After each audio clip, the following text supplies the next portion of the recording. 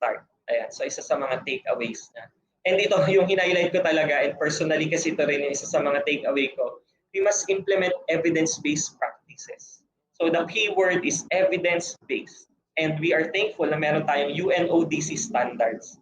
Ayan, sabi naman ni Ma'am Elisa Baybayan, maraming salamat daw kay Pastor LJ Espeleta para sa kanyang ginawang pag-share na makakatulong hindi lang sa ating learners. Ayan.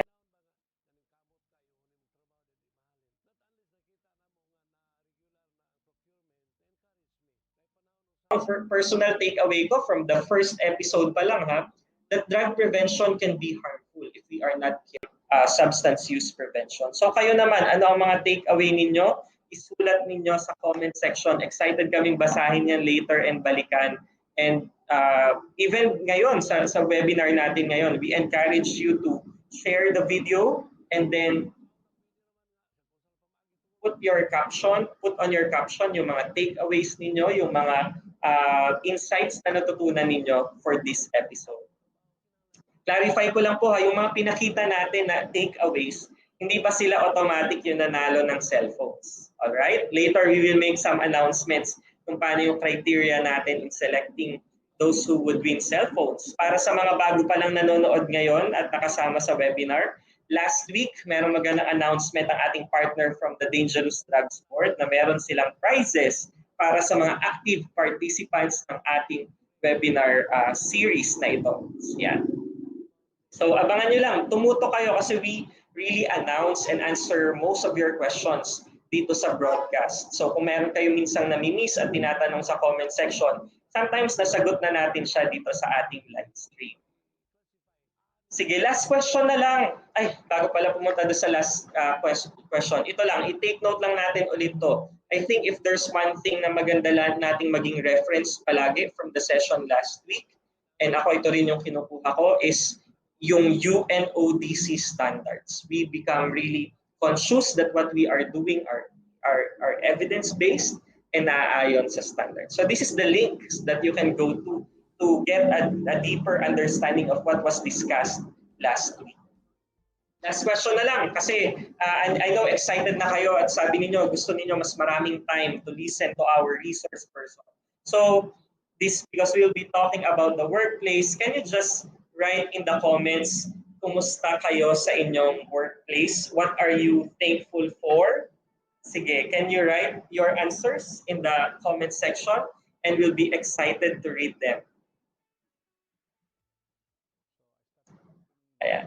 So some of you are thankful para sa inyong mga office mates. Ayan. Thankful dahil nakapag-rest kahit papano. Okay, thankful para sa mga natututunan sa trabaho. Thankful dahil may trabaho no sa gitna ng mga pinagdadaanan natin. Ayan. So maraming salamat sa pag-share ng inyong mga bagay na ipinagpapasalamat. Kami rin po, ipinagpapasalamat namin kayong lahat ng kasama natin sa broadcast na ito. Kasi dahil po talaga sa inyong support, na-encourage po kami every time we read your comments, your feedback. Nakikita namin yung statistics sa Facebook na marami po sa inyong nanonood during our broadcast. We really appreciate it at maraming salamat po. So again, before we proceed, let me just reiterate some reminders. Especially po, para sa mga nagtatanong sa comment section at sa mga post, usually after the broadcast, pay attention to this one. Ayan. So una, lahat po ng details about this webinar series ay sinagot na po natin sa ating memo na una pa nating ipinalabas at makikita po siya sa link na ito, bit.ly/2020 NDEP web series. Sa ngayon, may memo po tayo na nandyan at sapat na yon para po sagutin yung marami ninyong tanong. Sa mga nagtatanong din, paano ba mag-register? So pinopost naman po natin ito sa caption na ang registration po natin ay sa bit.ly/2020 NDEP web series reg. Pag nag-register po kayo, makikita nyo po sa pinakang dulo ng registration at marireceive nyo rin po sa email yung copy ng responses kasama itong enrollment key. Ano pong gagawin natin sa enrollment key? Basahin nyo rin po sa copy ng email na nakuha ninyo upon your registration. Kasi pagpunta nyo po sa DepEd Professional Development Learning Management System, yung link po nakalagay doon sa email, nakalagay doon sa registration. Kailangan nyo lang yung enrollment key and then makakapasok na po kayo sa course. Pag nasa course na po kayo, isa po ito sa frequently asked question, magre-register ba kami every Tuesday? Hindi na po. Isang beses lang po kayo kailangang mag-register. Pero naiintindihan po natin na yung iba po kasi sa inyo ay sa third session pa lang nakasama. So kailangan nilang balikan yung first and second session. O yung iba po sa inyo, ngayon lang namin talaga nakasama at ngayon lang nakita itong live. So naging interested kayong sumali. So sundin nyo lang po yung registration, yung instruction na nakasulat doon. Punta po kayo sa DepEd Professional Development Learning Management System or PDLMS. Tapos yun na, doon na po kayo mag-quiz, doon nyo napapanoorin yung recording, at doon na rin po mag-generate ng inyong certificates. So speaking of certificates, isa po kasi ito sa lagi ninyong tinatanong, doon po automatic na mag-generate sa DepEd PDLMS. Again, yung enrollment key, it should be in your email kung registered po kayo. Huwag nyo po ipamigay yung enrollment key kasi pag po pinamigay natin ang enrollment key, pwede pong ang mabigyan natin hindi pala registered. So we encourage everyone to register para po makita yung instruction. Now, at the end of this session, nagtatanong po kasi ang mga participants natin, kailan ba, bakit wala pa yung exit quiz? Ina-expect po ata na ipopost sorry. So ina-expect po ata na ipopost ang ating exit quiz sa Facebook Philippines. So hindi po 'yon gagawin. Pupunta lang po kayo sa PDLMS at 8 o'clock every Tuesday, 2 hours after the live broadcast. Tapos nandun na po yung exit quiz. And katulad din po ng in-announce natin from the first session at sa memo, kailangan nyo pong maka 80% ng inyong quiz para po mabigyan kayo ng certificate of attendance. And of course, toward the end, pag nakumpleto po natin yung 10 episodes ng webinar series na ito, doon po tayo mabibigyan ng certificate of completion. So, automatic po, may mga check boxes doon. So, halimbawa, na-checkan yung una kasi you watch the recording. Ma-checkan din po yung exit quiz kapag naipasa nyo ito. And then, automatic mag-generate po sa ilalim ng PDLMS sa screen nyo, sa ilalim nun, doon lalabas yung certificate. Alright, I know these are new things sa marami po sa atin. So, inaaral pa po natin yung mga sistema and we are really being patient with each other para matutunan ang lahat ng ito. Again, so katulad din po ng sinabi natin last week, during the broadcast, kung meron po kayong questions, comments, and insights to share, we encourage you to use this link, bit.ly/2020 NDEP Web Series Feedback. Bakit hindi na lang sa comment section ilagay ang mga questions, comments, at insights? Kasi po natatabunan siya ng maraming mga bago pa lang nanonood at nagsasabi, I'm watching from this town or that municipality. So para makita natin yung mga comments ninyo, i-type nyo po dito sa link na binibigay natin. Alright, so I know, excited na po ang marami sa atin na magsimula. Katulad po ng sinasabi natin, ang webinar series pong ito, katulad ng iba pang mga initiatives ng Department of Education patungkol sa drug education, ay ginagawa natin in partnership with the Dangerous Drugs Board. And mapalad po tayo kasi every Tuesday, our Undersecretary and Executive Director of the Dangerous Drugs Board really makes time and makes effort to be with us and to share with us his insights and ano pang mga directions na manggagaling sa DDB. So let's welcome again Yusek Earl sa Avedra, our DDB Executive Director para sa kanyang message. Yusek Earl? Magandang hapon, Sir Gian. Magandang hapon sa ating mga kasamahan. Magkakasama naman po tayo dito sa ating tambayan ng talakayan, ang webinar series patungkol sa National Drug Education Program na pinapangunahan ng Kagawaran ng Edukasyon at sinusuportahan ng Dangerous Drugs Board. Pangatlong linggo na po ito ng aking diskusyon at nagagalak po kami sapagkat na-maintain po natin ang momentum ng interes na ipinapakita ng bawat isa na nakakasama natin tuwing Martes dito sa virtual platform. If I may say, kayo po ay mga tunay na mga anti-drug advocates, maging estudyante man kayo, guro, or concerned citizen na lumalahok sa hapong ito. Parati ko po itong sinasabi, hindi lamang sa apat na bahagi ng classroom natin mailalahad ng mabuti ang halaga ng kampanya kontra iligal na droga. Sa ating ginagalawan na komunidad, organisasyon, grupo, at pati na rin sa loob mismo ng ating tahanan, nararapat po na patuloy natin ibahagi ang importansya ng pag-iwas sa iligal na droga. As we try to recall the previous learnings which we had on drug abuse prevention, we are reminded that substance abuse serves as gateway to drug abuse. Nagsisimula po ito sa pagkakaroon ng ibang bisyo na bumabagsak sa paggamit ng iligal na droga at kadalasan, kabataan ang biktima. This is the reason why DepEd and DDB invested on the institutionalization of the National Drug Education Program or NDEP. Education is a powerful tool to instill discipline and foster behavioral change as a way of curbing the vulnerabilities of young people from becoming drug dependents. Bago po nangyari itong COVID pandemic, ako po ay nagkaroon ng opportunity to visit countries and learn from their demand reduction and preventive education approaches.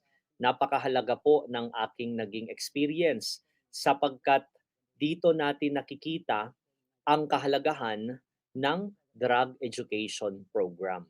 Kailangan nating simulan at paigtingin ang kampanya kontra droga sa ginagalawan nating mga tanggapan at paligid. Masususugan natin ito sa pamamagitan ng mga polisiya at programa patungkol sa healthy lifestyle, leadership, and discipline. Aside from the young people, the workforce is also vulnerable to drug abuse. Kaya maganda na itong topic po na pag-uusapan natin ngayong hapon is about freeing our workplaces from the menace of drug use. Most often, people are exposed to harsh environments and at the same time, pressures, stress sa loob ng kanilang workplaces. With this, we mandated the establishment of drug-free workplace programs na masususugan din natin sa pamamagitan ng drug-free workplace policies both in the private sector and in the government. Executive Order number 66 series of 2018 ang siyang naglalayong i-institutionalize ang Philippine Anti-Illegal Drug Strategy or PADS and gives emphasis on the creation of drug-free workplaces. Para makamtan ang mga adhikain na ito na may magagandang layunin, nais ko pong sabihin na kailangan namin kayo sa kampanya na inilulunsad po natin ngayon. Malaking bagay ang inyong partisipasyon sa webinar na ito and this is a good first step to commit to our anti-drug campaign. With what is expected of you here, I want you to convince yourself that your voice matters. Knowledge will spell out the difference in you and your role in our campaign against drugs does not have to wait for the future to come. You can help now and do not be afraid to step up because we are all in this together. Bago ko po tapusin itong mensahe ko po sa inyo, meron lamang po akong 3 takeaways na babanggitin sa naging sharing ko ngayon. First is pakikibahagi. Second, pag-aambag. Third, pakikiisa. Ipapashare ko po itong 3 takeaways sa Facebook page ng Dangerous Drugs Board. Mag-comment po kayo doon in 5 sentences kung ano ang inyong reflection sa 3 takeaways na nabanggit ko. Again, uulitin ko, no? First is pakikibahagi. Second, pag-aambag. Third, pakikiisa. So, yung inyo pong comment, kung anong inyong reflection sa 3 takeaways na nabanggit ko, at ang 3 magaganda yung naging reflection, ang siyang makakakuha po ng cellphone prize mula sa aming tanggapan sa webinar series or webinar session po na ginagawa natin ngayon. So kung kayo po ay napili, makipag-coordinate po sa inyo ang aming team, please do it after the webinar po. Remember, para hindi po kayo ma-distract sa inyong participation dito sa ating virtual session ngayon. Huwag kalimutan na magtungo sa Facebook page ng Dangerous Drugs Board para makilahok kung sakali kayo ay interesado. Muli, Patuloy po nating hangarin ang mabuting kalusugan ng lahat sa pamamagitan ng ibayong pag-iingat. Maraming salamat po. Maraming salamat po, Yusek Earl. Ang ganda po nung sinabi ni Yusek Earl, no? Your voice matters. So our teachers, our PKD coordinators, our NDEP coordinators, our health personnel, and other non-teaching personnel sa DepEd, and of course, our learners, your voice matters. And salamat po, Yusek Earl, sa tatlong salita na iniwan ninyo sa amin: pakikibahagi, pag-aambag, at pakikiisa. So excited po tayong mabasa ang inyong mga insights at pagninilay patungkol sa mga topics na yan at paano ito maire-relate siguro sa session natin ngayon. Pero sabi nga ni Yusek Earl, wag po ngayon, wag habang nakikinig sa session, gawin natin siya after the session for the chance then to win yun pong prizes na bigay ng DDP. Again, maraming salamat po, Yusek Earl, for being a reliable partner of the Department of Education in its National Drug Education Program. Hindi lang sa webinar series na ito, but sa lahat pa ng mga initiatives ng DepEd tungkol sa National Drug Education Program. Ngayon naman po, pakinggan natin ang message ng aming Chief sa School Health Division, Bureau of Learner Support Services. Let's welcome Dr. Maria Corazon Dumlao.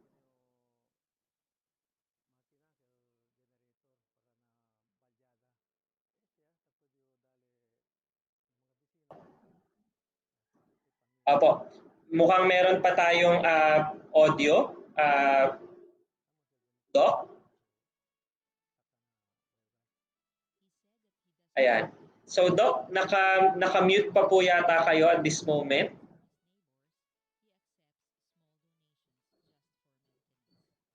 Ayan, hindi po natin naririnig si Dr. Dumlao. So we will just see. Meron naman tayong back-end technical support to get her back. So maganda yung sinabi ni Yusek Earl kanina, no? Na-realize ko po, mag-take note po tayo, no? Hindi lang mula sa lecture mismo but even sa messages, weekly messages ni Yusek Earl and then ni Dr. Dumlao. Kasi meron din tayong mga makukuhang information. So isa dun sa mga nakuha natin from Yusek Earl, yung mga Philippine Anti-Drug Strategy, meron siyang executive order na binanggit. I think that's a good reference din na titingnan natin as implementers of this program. Kasi in the end, pagdating naman sa school level, we also rely on the directions provided by the national government and national agencies such as DDP and the Department of Education. Ayan, so tingnan natin kung okay na yung audio ni Dr. Dumlao for her message.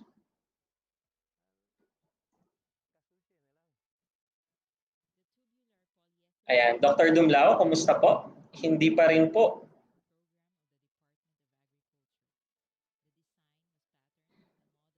Ayan, so siguro sa mga bago pa lang na nakasama natin sa broadcast, katulad ng sinabi natin, magiging open naman ang broadcast na ito until November. The recordings will be available sa Facebook and madali ninyong ma-access sa ating Professional Development Learning Management System ng Department of Education. Lahat ng mga links na binanggit natin, pinakita natin sa screen kanina, pwede ninyong puntahan and nandun lahat ng detalye na kailangan ninyong malaman patungkol sa activity na ito. Ayan. So tingnan natin kung makakabalik na sa atin si Dr. Dumlao. Ayan, Doc.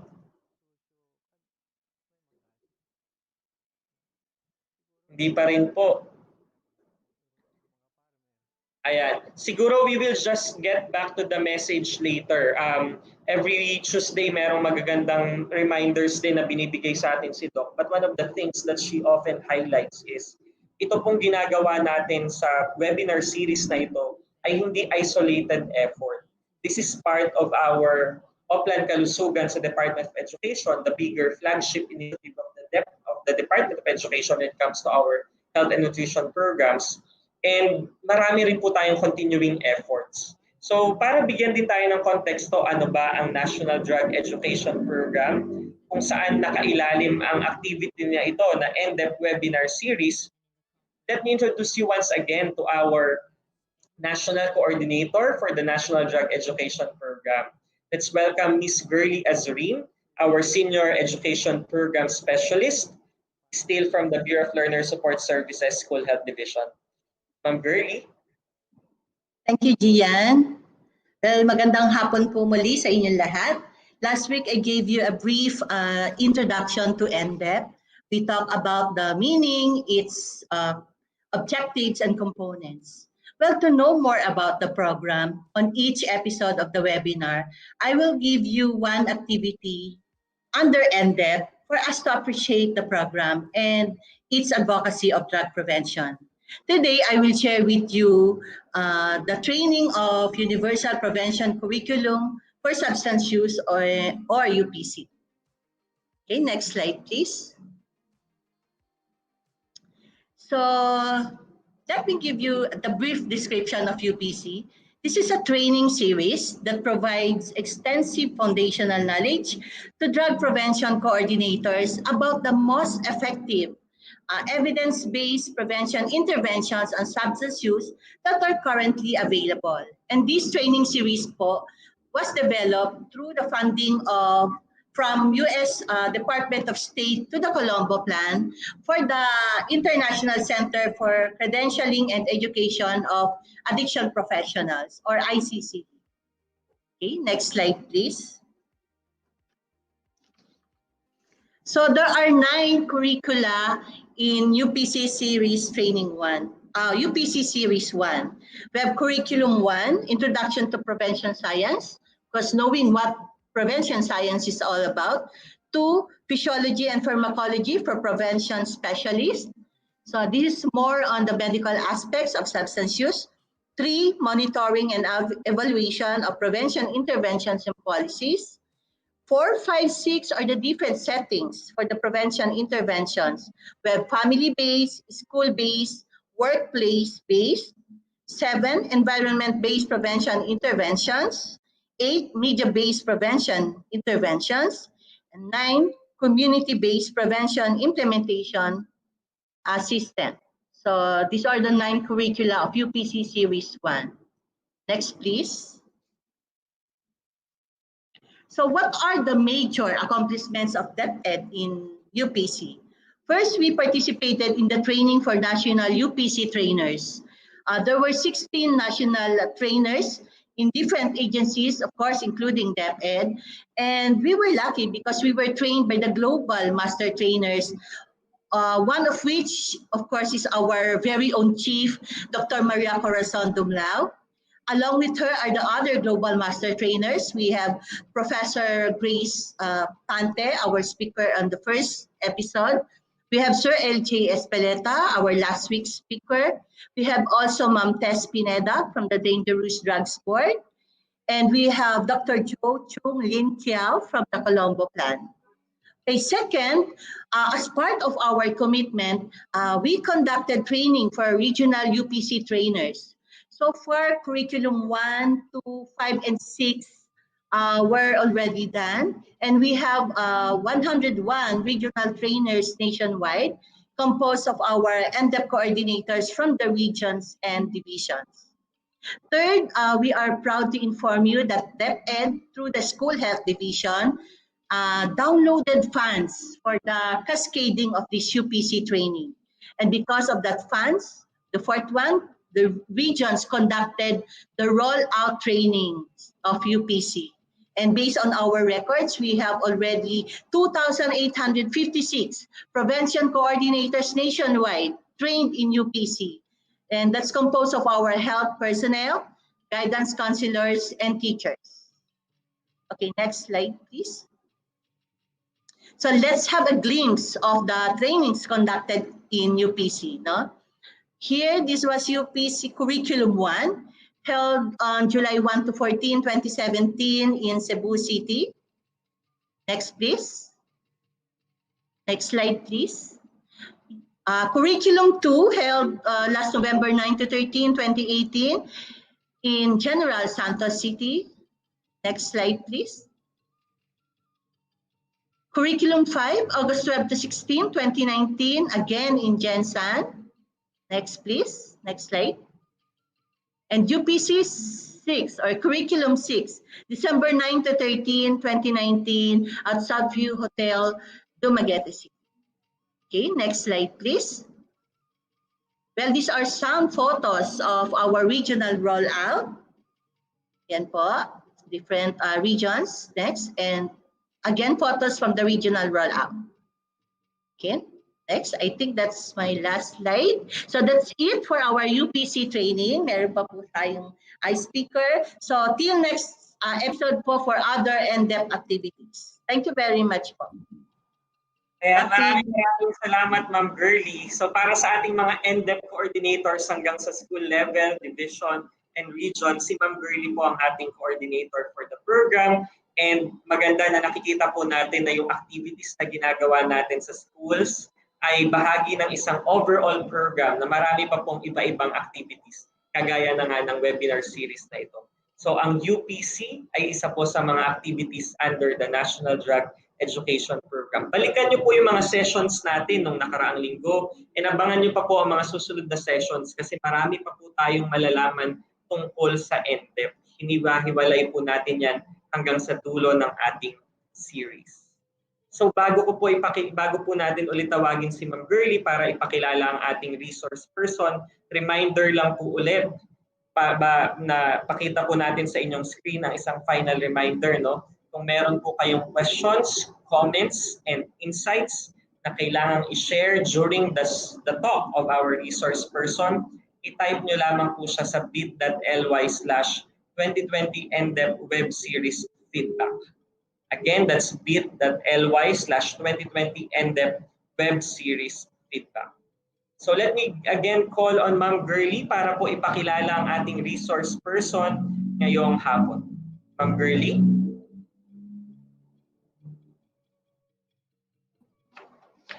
Okay, salamat po, Gian. Our speaker for this webinar has been a chief trainer of Drug Check Philippines for 16 years, handling the training and development programs of the company.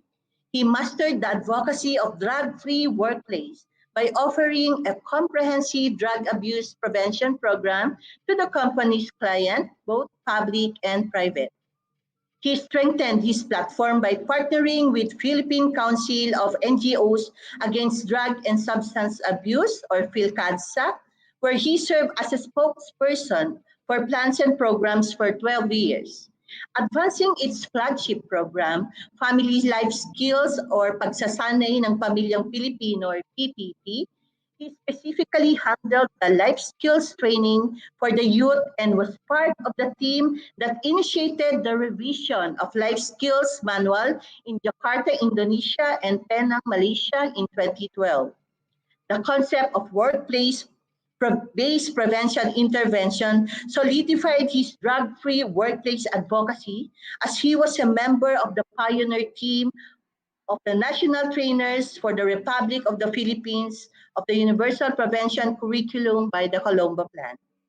His passion for drug prevention has made him a public figure and an in-demand speaker with his animated style in schools, colleges, and in universities that paved the way to his guesting on several news and current affairs shows on free and cable TV, radio, and podcasts. He was recently recognized internationally as a pioneer member of the pool of Global Master Trainers for International Society of Substance Use Prevention and Treatment Professional, or ISOP, of the United Nations Office on Drugs and Crime at Vienna, Austria, and as an alumnus of the International Visitors Leadership Program, or IVLP, in the United States of America. Colleagues, let's all welcome my friend, a co-trainer in UPC training, Sir Santaner Tedranes Iray. Thank you so much, everybody. I'm so excited. I just want to say thank you first to Dr. Corazon Dumlao, I'm a master trainer for UPC, for inviting me, and also to my classmates at UPC, national trainer for the Republic of the Philippines, for Universal Prevention Curriculum, may co-trainer po, si Ma'am Girly Azurin. Maraming salamat for giving me the opportunity po to hear my platform and to inspire a lot of people, especially po yung ating mga NDEP coordinators at yung mga nakatutok po ngayon ng live sa FB page po ng Department of Education Philippines, and then dito sa lahat ng sulok ng ating bansa, and siguro sa maaabot po ng ating digital platform. Maraming salamat po. I'm so excited because for 16 years, my topic and advocacy is about workplace intervention. At gusto ko lang pong sabihin sa ating lahat na mas madami pa po tayong oras na sinispend sa workplace kesa sa bahay natin.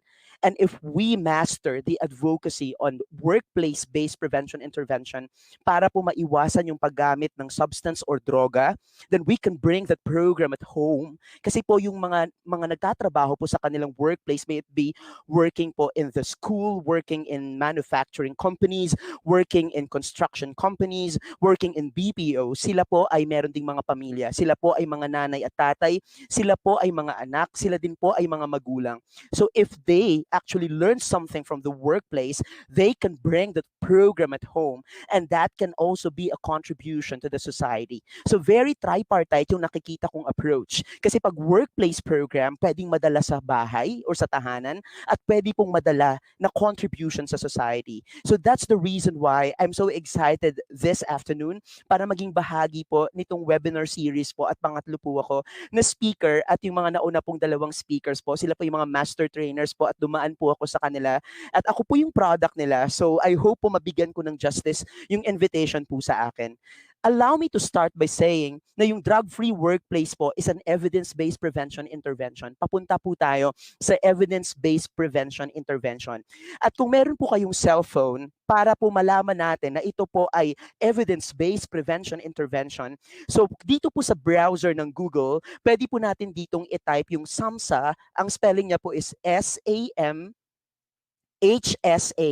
Ang ibig sabihin po niyan is Substance Abuse and Mental Health Services Administration, or SAMHSA. So pag tinay po natin dito sa search engine, alright, pag lumabas po yung search engine, itatype lang po natin yung drug-free workplace para malaman po natin na evidence-based siya, and then isi-search po natin yung drug-free workplace.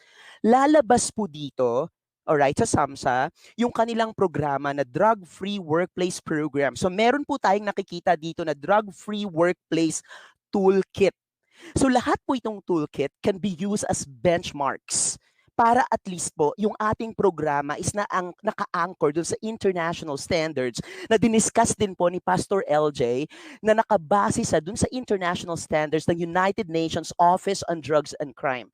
So since we are moving and the Philippines is adopting the evidence-based prevention intervention, and drug-free workplace is an evidence-based prevention intervention, titingin lang po tayo kasi pag tinanong kayo, bakit mo nasabi na yung drug-free workplace is an evidence-based prevention intervention? So pwede mo nang i-quote na dito po sa Substance Abuse and Mental Health Services Administration, pag tinype mo siya, makikita mo na yung drug-free workplace program is evidence-based sa sobrang dami pong nagsasabi ng kanyang efficacy. So pag sinabi po nating efficacy, ibig sabihin kung gaano po kaganda, hindi lang kaganda, but gaano po ka-effective yung programa ng drug-free workplace. All right, I'm so fortunate because last year I was chosen po to be part of the International Visitors Leadership Program that I consider as one of the most, if not the most, prestigious exchange program in the world. At gusto ko lang pong ipakita sa inyo na meron po akong pin na nanggaling sa SAMHSA. At doon ko po diniscuss yung akin pong drug-free workplace advocacy. And I'm so excited kasi po, hindi ko po sinasabi na advanced sila, pero nandun na sila sa stage na yon. Kasi ang pinopromote nila is no longer drug-free workplace as an aid for prevention, but to develop a recovery-friendly workplace program. When we say recovery-friendly workplace program is giving those victims a chance, yung mga gumamit po ng drugs, to be reinstated sa kanilang trabaho para at least ma-regain nila yung kanilang strength at makita nila yung kanilang halaga sa society. At yun po yung gusto nating mapatunayan dito sa tinatawag nating drug-free workplace program. So it's not just prevention, but developing a friendly workplace for those once who were victims of substance abuse. Alright po. So I hope I was able to give the evidence po kung bakit natin natawag the drug-free workplace as an evidence-based prevention intervention. I always believe that your job is not just a job. It is a calling. So whether you are a teacher, whether you are a non-teaching staff, whether you are a street sweeper, but you are doing your job the way Michelangelo has painted, the way Shakespeare wrote a poem, the way Sharon Cuneta performs her Best Actress trophy for Madrasta, then behold, it is not about the job, but it is how much love you put to what you do that matters. At gusto kong i-encourage kayong lahat kasi baka nagkaroon na kayo ng fatigue of attending webinar. And thank you for the 3 E's that you are showing to me right now. First is your energy. I may not be able to see you guys and I just don't know how you're going to be interactive with this kind of talk kasi di ko kayo nakikita. And I'm not used to it because I used to be an animated speaker. Pero because we have to embrace the new normal, kailangan po din itong mga webinar. At sana hindi po kayo makatulog at your comforts of your home or wherever you are right now po as you listen to me and as you actually registered para dito sa ating 3rd episode for NDEP. At gusto ko lang pong ipagbigyan pasalamat po yung ating energy, yung ating enthusiasm, yung ating empathy. So sana ibigay niyo po sa akin yung inyong empathy sa pamamagitan po ng pakikinig sa akin, hindi lang para maipasa yung 10 questions po at the end of this webinar, pero para mas makatulong tayo on how to make our workplace a drug-free workplace. And allow me to start by telling you history. Substance abuse has deep roots in the history of mankind. So noon pa man, meron na talaga tayong problema sa substance abuse. So ngayong mga panahon na to, kailangan talaga nating maging strategic in our approach. Kailangan hindi lang talaga yung approach natin is based from hearsay. Kailangan po maging evidence-based yung approaches natin. Kasi noon pa man, may problema na tayo sa substance abuse. And marijuana, earliest known and cultivated plant, is older than the maize of the Peruvian Incas. So if you go back to the history, marijuana, which is the 2nd most commonly abused drug in the country today, was earliest known and cultivated plant is older than maize of the Peruvian Incas. And would you believe me if I tell you that Assyrians used marijuana for ritual purposes in 9000 BC, and from there it spread to the Near East, Central Asia, Africa, South America, Europe to North America, and right now, as I've mentioned earlier and told you, it is the 2nd most commonly abused drugs in the country today. And allow me, as part of the education, advocacy, and training na component ng ating Republic Act 9165, which is creating for awareness, to introduce to you some learnings about the 2nd most commonly abused drugs in the country today. And these are the actual photos of how marijuana looks. I've given you 4 slides. And the first slide talks about the first marijuana. And one of the street names is 5 Fingers. And would you ask me saan nanggaling yung 5 Fingers? Believe me, 5 Fingers is a street name because the users are afraid to be caught. The pushers are afraid to be caught, that they are using street name or salitang kalye that only themselves understand. And one of them is 5 Fingers because that was patterned after the 5 leaves of marijuana. So kung samahan niyo akong magbilang, 5 po ang dahon ng marijuana. 1, 2, 3, 4, 5. That's why one of the street names of marijuana is 5 Fingers. And we need, as part of our education, is not just to learn about the technicalities, but also to learn na meron na po mga bagong mga street names para parte po iyan ng ating educational campaign for us to be aware. Para at least pag narinig na natin to, we would be able to know the proper intervention and at the same time, hindi tayo mapag-iiwanan because alam na natin. Kasi naniniwala ako lamang ang may alam at kapag may alam ka, huwag ka lang manlalamang. Kasi sabi ni Spider-Man na member ng Avenger, a great power comes a great responsibility. So yung natutunan mo ngayon, huwag mo lang ikimkim sa sarili mo. You need to share. Kasi yung kaalaman na yan, it will become a blessing when you share it to someone, especially pag wala pa siyang alam. Kaya pag may alam ka, huwag ka lang manlalamang. Pero po, through the hands of time, nag-improve na rin po yung marijuana. And the next slide po, hindi lang 5 dahon, kundi 9 na dahon. And some po are advocates of legalizing marijuana for medicinal purposes. If you can still recall, Catriona Gray in 2018 was asked, and the question sa kanya sa top 5 Miss Universe is, what can you say about the legalization of marijuana in the world? And Catriona Gray answered, I am for the use, for medicinal use, but not so for recreational use. Because I think if people are to argue, how about alcohol and cigarettes, where everything is good, but in moderation? And that paved the way for Catriona to get the fourth crown for Miss Universe, and it made a history, not only for the Philippines, but also in one of the countries in Southeast Asia. Because after 2 weeks or so, Thailand was the first country in Southeast Asia na nag-legalize ng marijuana for medicinal purposes. Gusto ko lang pong sabihin sa inyo na nag-issue po ng memorandum yung atin pong Dangerous Drugs Board about a vape na may content ng cannabinoid. And that is extracted from the ingredient from marijuana. And vape po ngayon sa mga kabataan, kailangan po nating i-intervene po yan. Although syempre medyo bago po sa ating pandinig. Pero hindi lang po dahil sa may content po itong vape na to ng cannabinoid, which is extracted from marijuana. Pero this is dangerous according to health sciences. And kailangan nating mas-save yung ating mga kabataan. At kung meron tayong mga kabataan na ngayon po ay gumagamit ng vape, you might have your second thought. Kasi ito pa rin po ay substance. At ang ating campaign is kung wala ang droga sa buhay mo, ang kinabukasan mo ay sigurado. So bakit ka patataya sa hindi sigurado kung kaya mo namang tumaya sa siguro ka na walang droga? Ulitin ko lang po, kung wala ang droga sa buhay mo, ang kinabukasan mo ay sigurado. Taking a look at our third slide, yung upper slide are the dried leaves of marijuana cut into smaller pieces. Nakita niyo po yung part na yan na medyo maputi po na mahaba, yun po ang tinatawag nila dati na cigarettes. And what they do, tinatanggal nila yung brown substance from the cigarettes at pinapalitan nila nitong brown na leaves ng marijuana. Pero hindi na po yan uso ngayon. Kasi tumaas na po sila. And gusto ko lang pong sabihin sa inyo na ang ginagawa po nila ngayon ay hindi na yan. And they smoked it. Alright? And of course, anong ginagawa nila? Hindi na po yung filter o palara ng sigarilyo, kundi papel ng Biblia.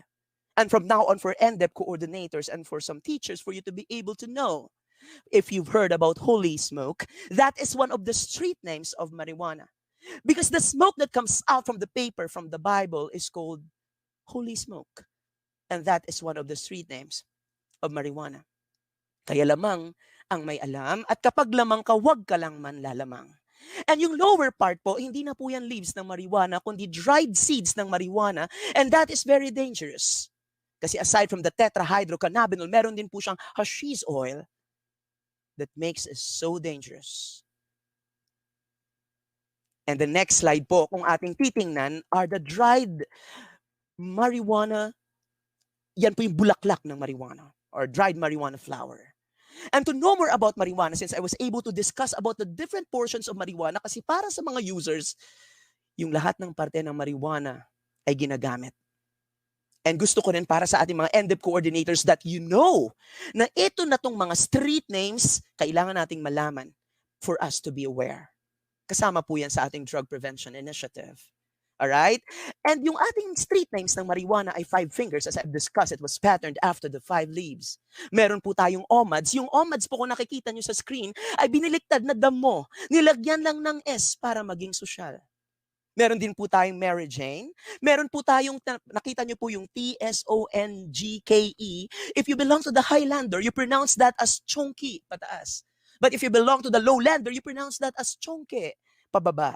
Meron din po tayong damo, jutes, cupcake, and etc. Yung etc. po is not one of the street names. That's, of course, pretty obvious. Pero marami pang iba, and one of them is gulay. At hindi lang po gulay, kundi joints. At ngayon po, tumaas na po yung joints, naging 2 joints. And of course, I love Korean novela, and believe me, one of the street names of marijuana was patterned after a street name, a very popular Korean novela, and that is Jumong. Dinamay pa nila si Jumong. Yung scientific name po ng marijuana, take note of this, the scientific name of marijuana is Cannabis sativa. And I think if you read the Bible, it was patterned from the word Canaan. Alright? Yung Canaan po is a place from the Bible. Okay, Canaan, cannabis sativa plant.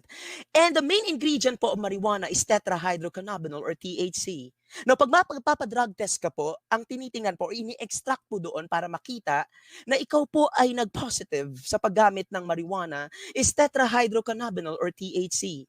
Pero sa pagda-drug test po, it's yung unang initial screening is through the use of test kit.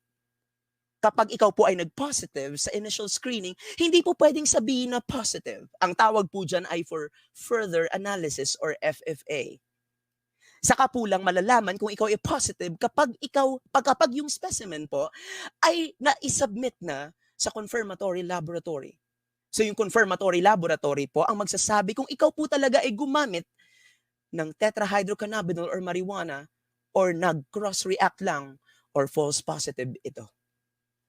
And for the effects po, i-discuss din in the next part of this topic, which is the physiological and psychological, all right, yun ang pharmacology and physiology of using drugs. I think that's for the next episode. Pasensya na po. Medyo binigay ko na po sa inyo. Pag walang pagbabago, yun po yung next episode natin for next week. All right? So yan po yung ating titingnan. So ano po yung mangyayari? Hindi ka makakabuo. Because for men, magkakaroon ka ng pagkabaog, and for women, magkakaroon ka ng temporary loss of fertility. At hindi lang po yan, alright, kasama din po yung paano ito ginagamit. So marijuana is being smoked, as I've said. It is being blended with food and even eaten. And ano po yung epekto nito? Slowing down of mental activities and impaired thinking. At meron din po siyang kinalaman sa iyong reading comprehension. Makaka-apekto po siya doon. And of course, hindi lang po yan, pero yung sa psychological effects, magkakaroon ka ng panic, anxiety reaction, and even fear and hallucination. At hindi lang po yan yung epekto, kundi may epekto din po siya sa bata. Physical deformities, Naging motivation din for other 23 physical Savage yung pagka... deformities, and of course, a hydrocephalus baby. Sinabi ko kanina, pag wala ang droga sa buhay mo, ang kinabukasan mo ay sigurado.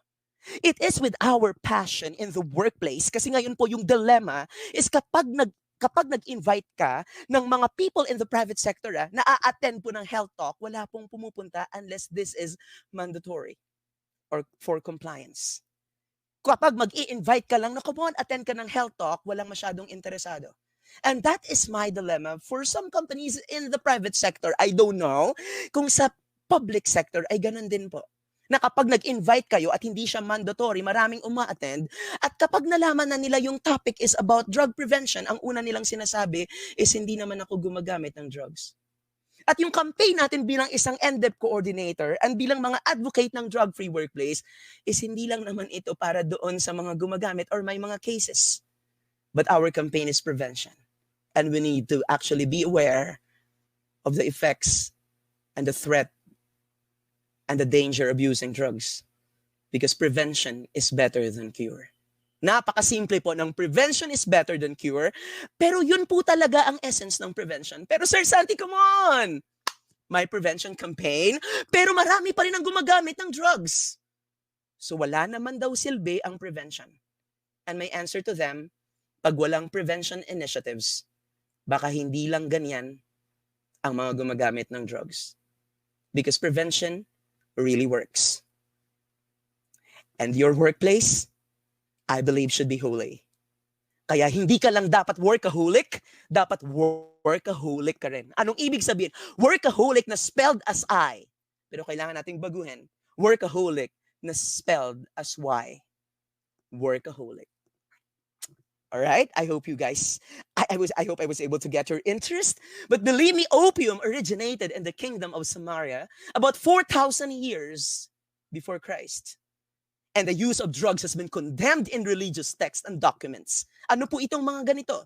Sa Holy Scripture po, sa book of Judges of the Old Testament, would you believe me if I tell you that Samson was put to sleep by Delilah by a drug-laced wine? That's in the Holy Scripture. And the Greek and Roman literature, Cleopatra was said to have drunk a narcotic-laced wine before allowing her to be bitten by a poisonous asp from the Nile River. And giving you more information, believe it that Nero, who poisoned his own mother, was drug-crazed as he watched the burning of Rome.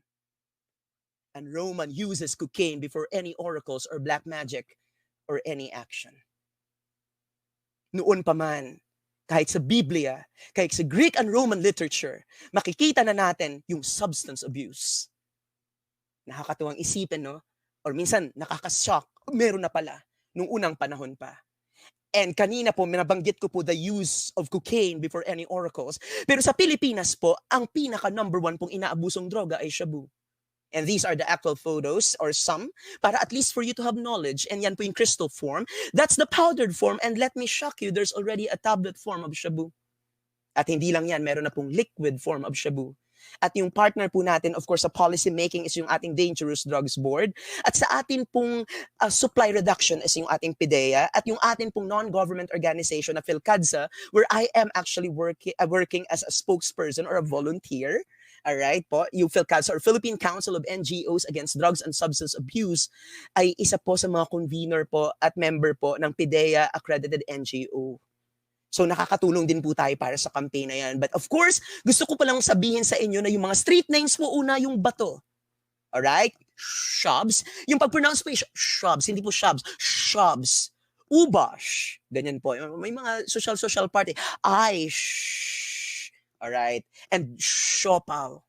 One of the street names. And of course, yung pinaka-popular na alam nyo na ay Speed or Crystal, Star or Uppers. Pero kung titingnan natin, wala pong nagsabi ng dahil gumamit siya ng shabu, gumanda ang buhay. Tanungin natin kung bakit at pag-usapan po natin kung bakit. Kasi kung titingnan natin dito sa physiological change or personal change of 5 years, makikita natin yung pagbabago sa mukha. Physical pa lang po yan. At pag nakita na natin, after 10 years of using shabu, yan na po yung itsura. Tama na naman tayo. Wala pang nagsabi ng dahil gumamit ng drugs, gumanda ang buhay. Kasi makikita natin dun sa physical change. So kung titingnan natin ito, yung normal, yan po sa kabilang side. At kapag gumamit po ng methamphetamine, nakita po natin kung ano yung epekto sa brain. At eto pong next slide natin ay yung taong namatay dahil sa paggamit po ng shabu. At kung makikita po natin tuyot at sunog po yung utak. Again, ulitin ko lang, wala pang nagsabi ng dahil gumamit ng drugs, gumanda ang buhay. So bakit pa tayo gagamit? Kung wala ang droga sa buhay mo, ang kinabukasan mo ay sigurado. At yan po yung ating kampanya, hindi lang sa workplace. And kung kapag school setting po ito, we can bring that program from workplace, nakikita ng mga bata, may programa po tayo na drug-free workplace program, yung mga bata, they can see that. And we can bring that also to the children in the school and in our home.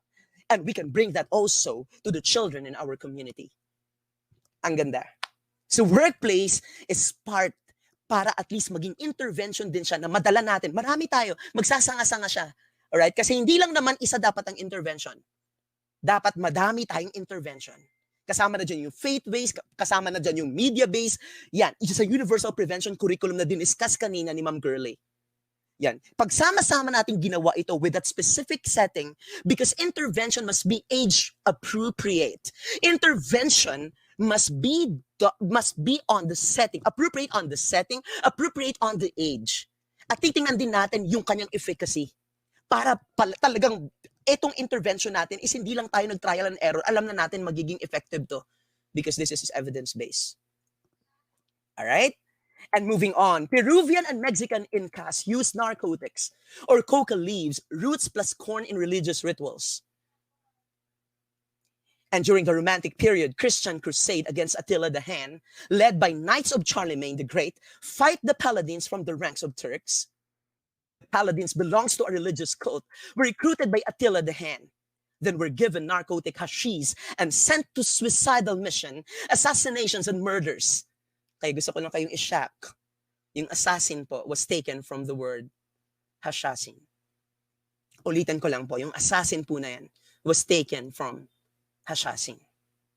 That's a great learning for today. All right. Homer in his book of Odyssey mentioned about a drug which quenches pain and strife and brings forgetfulness to every ill. And Shakespeare could have been alluding to opium when he wrote, "Look where he come. Not poppy, nor mandragoma, nor all the drowsy syrup of the world shall ever medicine thee to that swell sleep which you thou outs yesterday." And the Greek word narkotikos, that means sleep. And of course, yung pinaka Alright? Siguro yung pinag-uusapan po, marami tayong mga cases eh. Yung ecstasy. Gusto ko lang pong i-discuss sa inyo because I was able to like mention few or maybe some or maybe surprising na mga different substances or mga drugs na noon pa ay medyo naaabuso na or naaabuso na talaga. And in the Philippines, yung ecstasy po. And part of your learning, kung makikita nyo, ecstasy is a designer drug. As you can see it, each design has different psychological effects. It comes on a designer form. At kung makikita po ninyo, yung isa po dyan is yung MTV design. Sana makita po ninyo dyan sa slide. Yung MTV design. So yan po ang ibig sabihin, rave drug, rave party, party drug. And yan po dapat yung ating kinakampanya. Kasi maraming mga kabataan, hindi nila alam kung anong epekto sa kanila. Alam lang nila is, hey, good to. Yung ganyan. Pero hindi nila alam na may epekto sa kanila. And marami po tayong mga testimonies on national TV na napabalita na maraming kabataan ang napahamak. Sila po ay mga bata pa lang. Sila po ay mga may teenager. Diba? I don't know if you have followed yung mga issues po na because of ecstasy, yung mga balita because of ecstasy napahamak sila. Yung mga kabataan na dapat may dreams. Yung mga kabataan na dapat yung sinasabi ni Dr. Jose Rizal na pag-asa ng ating bayan. Diba, napahamak ng dahil sa droga and very specific for ecstasy. Nakita nyo yung MTV design. It's a rave drug. Kung titingnan nyo po, sa screen ko po, is nasa left side. I'm sorry, it's a brand. It's a Mitsubishi emblem and a Volkswagen. And who are the users of those designs? The drivers and drag racers. They can drive for 24 to 48 hours without eating, without stopping, and it seems they are the kings of the road. Nakatulong ba sa kanila? Hindi. Car accident happened. Alright? Yung next design is star design. At ano yung star design na yan? Because sabi nila, it makes them alive. Pero hindi nila alam that ecstasy will hurt them. Yung star design, sabi, ang epekto sa kanila is they can be awakened for 24 to 48 hours, but the problem is it is affecting their brains. Nakita lang nila na ito yung short-term effect sa kanila, pero hindi nila nakita yung long-term effect sa kanila. And look at the Calvin Klein design. Kasi kapag sinuot daw nila, kapag nag-take daw sila ng Calvin Klein design, it seems they are wearing a Calvin Klein shirt. Pero hindi mo kailangan ng Calvin Klein na yan na tablet ng ecstasy. Kasi ang kailangan mo lang is to empower yourself, to believe in yourself that you can do it. At kapag na-reject ka, if I'm talking to someone else at that screen, at mga kabataan pong naka-follow sa live FB feed ng ating Department of Education, if you are rejected, rejection is not rejection. It is redirecting you to something better. Kaya walang lugar ang droga para gawin mo siyang part ng coping mo. Because rejection is not rejection at all. It is redirecting you to something better. Kapag merong mga umaalis, iniwanan ka, it's okay. Kasi may darating na mas okay. Na hindi ka sasaktan at hindi ka iiwanan. We've learned that from Popoy and Basha, one more chance. Anong ibig sabihin yan? Fight to become better, not bitter. Wag drugs because one problem cannot be solved by making another problem. The use of drugs is making another problem. So don't use drugs. Alright? At yung next is love drug. At ano yung love drug? Kung nakikita niyo yung love drug, ang ginagawa lang nila ay ginaganon.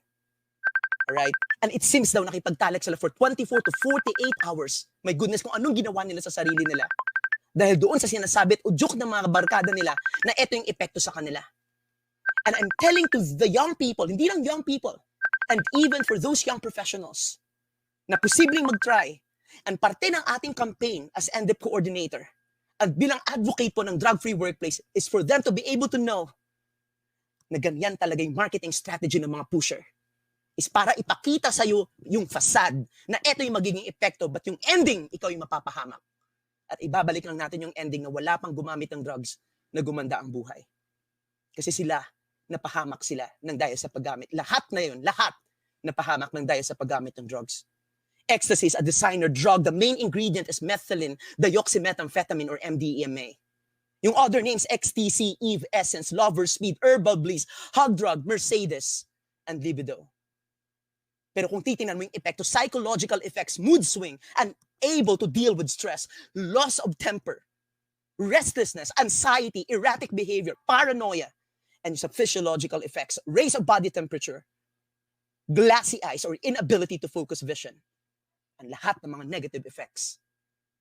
Kaya yun yung dapat nating i-campaign. na itong mga drugs or illegal drugs sa Pilipinas, yung shabu, which is the first commonly abused drugs, yung marijuana, the second most commonly abused drugs, and yung ecstasy na emerging drugs, kailangan mawala yan. And that's our campaign sa workplace, to become a drug-free workplace. Politics of drugs. Opium did not originate in China.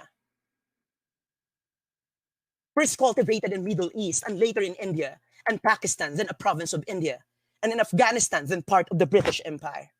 Marco Polo, an Italian traveler, introduced opium to the throne of Kublai Khan. And 5 centuries later, an opium trade between China and the Portuguese merchant became a lucrative business, but was banned in 1729 by Chinese Qing Emperor. The ban was made ineffective because of the triads. British took over and in 1773 established the opium trade through the British East Indies Company. So ibig sabihin, noon pa man, meron na tayong problema talaga sa drugs. Kaya ngayon, kailangan mas effective pa yung campaign natin. Kailangan sama-sama tayo. Kanina kay sa DDB, kay Secretary kay Yusik Earl, yung sinabi niya, makiambag tayo. Tayo dapat ay sama-sama for this fight for this campaign. All right? Chinese emperor pronounced different decrees to further ban importation, trading and trafficking of opium, but failed. And so in the great conflict of interest between China and Britain led to the first Opium War in 1839 to 1842, and Hong Kong was ceded to Great Britain, then followed by another Opium War in 1856 to 1858. Cession of Kowloon, then 1898, a 99-year lease of the 366 square miles of Hong Kong and Kowloon was forged between China and Great Britain. And gusto ko lang pong pasalamatan and to give recognition po kay Attorney Cesar Posada of the Dangerous Drugs Board. I can listen to him all day. Kapag nagtutalk po siya, he's really my inspiration. So wag nyo na pong i-invite si Attorney Cesar Posada. Nasa langit na po siya. At ngayon po ay nakatingin sa atin habang nagtutalk po ako ngayon at kausap ko po kayo wherever you are in the Philippines today. I know po mapalakpak po siya because we are actually bringing this program to you. The NDEP coordinators, teachers, non-teaching, yung iba pa pong nag-login sa atin ngayon dahil naniniwala na magkakaroon sila ng knowledge. At sa mga friends ko po na laging sumusuporta sa akin, maraming salamat po sa inyong lahat. Substance abuse problem in the workplace has a detrimental effect on the health and social well-being of the individual workers and his family, as well as to the employment setting and national economy. Lagi akong naniniwala na kapag yung workplace natin is healthy, it will become productive. Kapag drug-free po yung ating workplace, magiging mas madami po yung mga healthy. Kasi importante dito yung ating underlying principles, safety and health. Health and safety. Pag yung drug-free we have a drug-free workplace, yung safety yung ating priority at yung health ng ating mga empleyado. Pag okay yung kanilang safety, at pag healthy sila, ibig sabihin po nito, productive silang mga empleyado. At magiging contribution po ito para sa national economy. Ang ganda po. It is really a domino effect. So, tayo dapat magkakasama po tayo dito sa programa. Alright? Sa drug-free workplace. The legal basis po. Una, yung Article 5, Section 47 and 48 of Republic Act 9165 or the Comprehensive Dangerous Drugs Act of 2002. Alright. Yung legal basis pa rin po natin na pangalawa is the Board Regulation Number 2, Series of 2004, Guidelines, alright, for the formulation and implementation of a drug-free workplace program. At nabanggit po kanina ni Yusik Earl, yung Board Regulation Number 13, Series of 2018. Alright? And the Department Order 53-03, yung drug-free workplace program.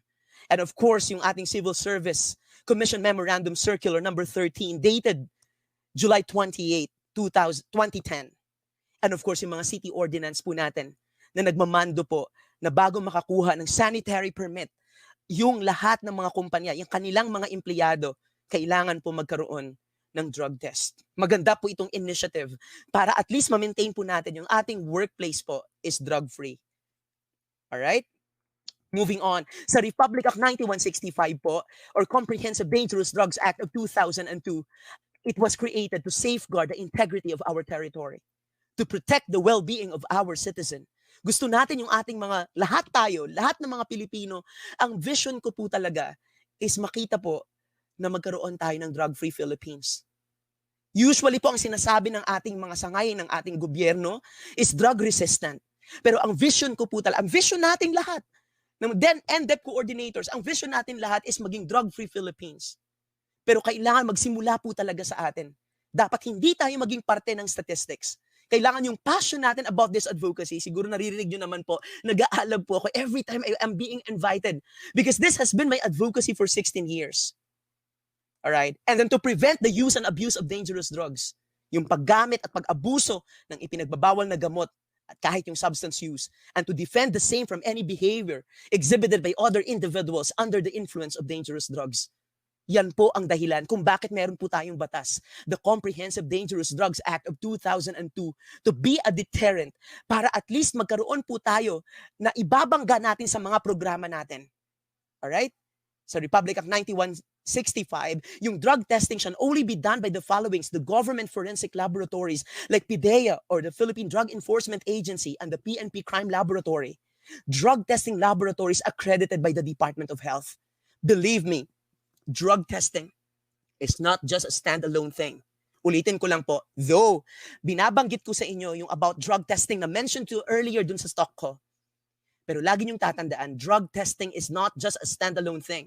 Pag naririnig nating drug-free workplace, ang unang pumapasok sa mind natin, even for private and even for government, maybe government offices, is drug testing. Mali. Drug testing is just a component. It's just part of a comprehensive drug abuse prevention and control program. Hindi lang yun dapat ang component. Alright? Hindi lang yun dapat. It should be a comprehensive approach. Alright? Kasi kapag drug testing lang, it is acting as punitive. Gusto natin yung ating programa is maging inclusive para sa lahat, yung maging inspire sila to making our workplace a drug-free workplace. Na kahit sa bahay nila ay madala nila yung programa na yun. Yun po talaga yung campaign ko. Na yung workplace, hindi lang natatapos sa workplace. Pwedeng pag-usapan sa bahay kasi meron kayong mga anak. Paglabas ng school, pwede po nating i-campaign para sa ating mga estudyante.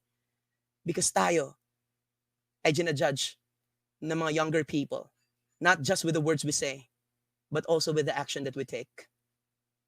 Alright? So balikan ko lang po, drug testing laboratories accredited by the Department of Health.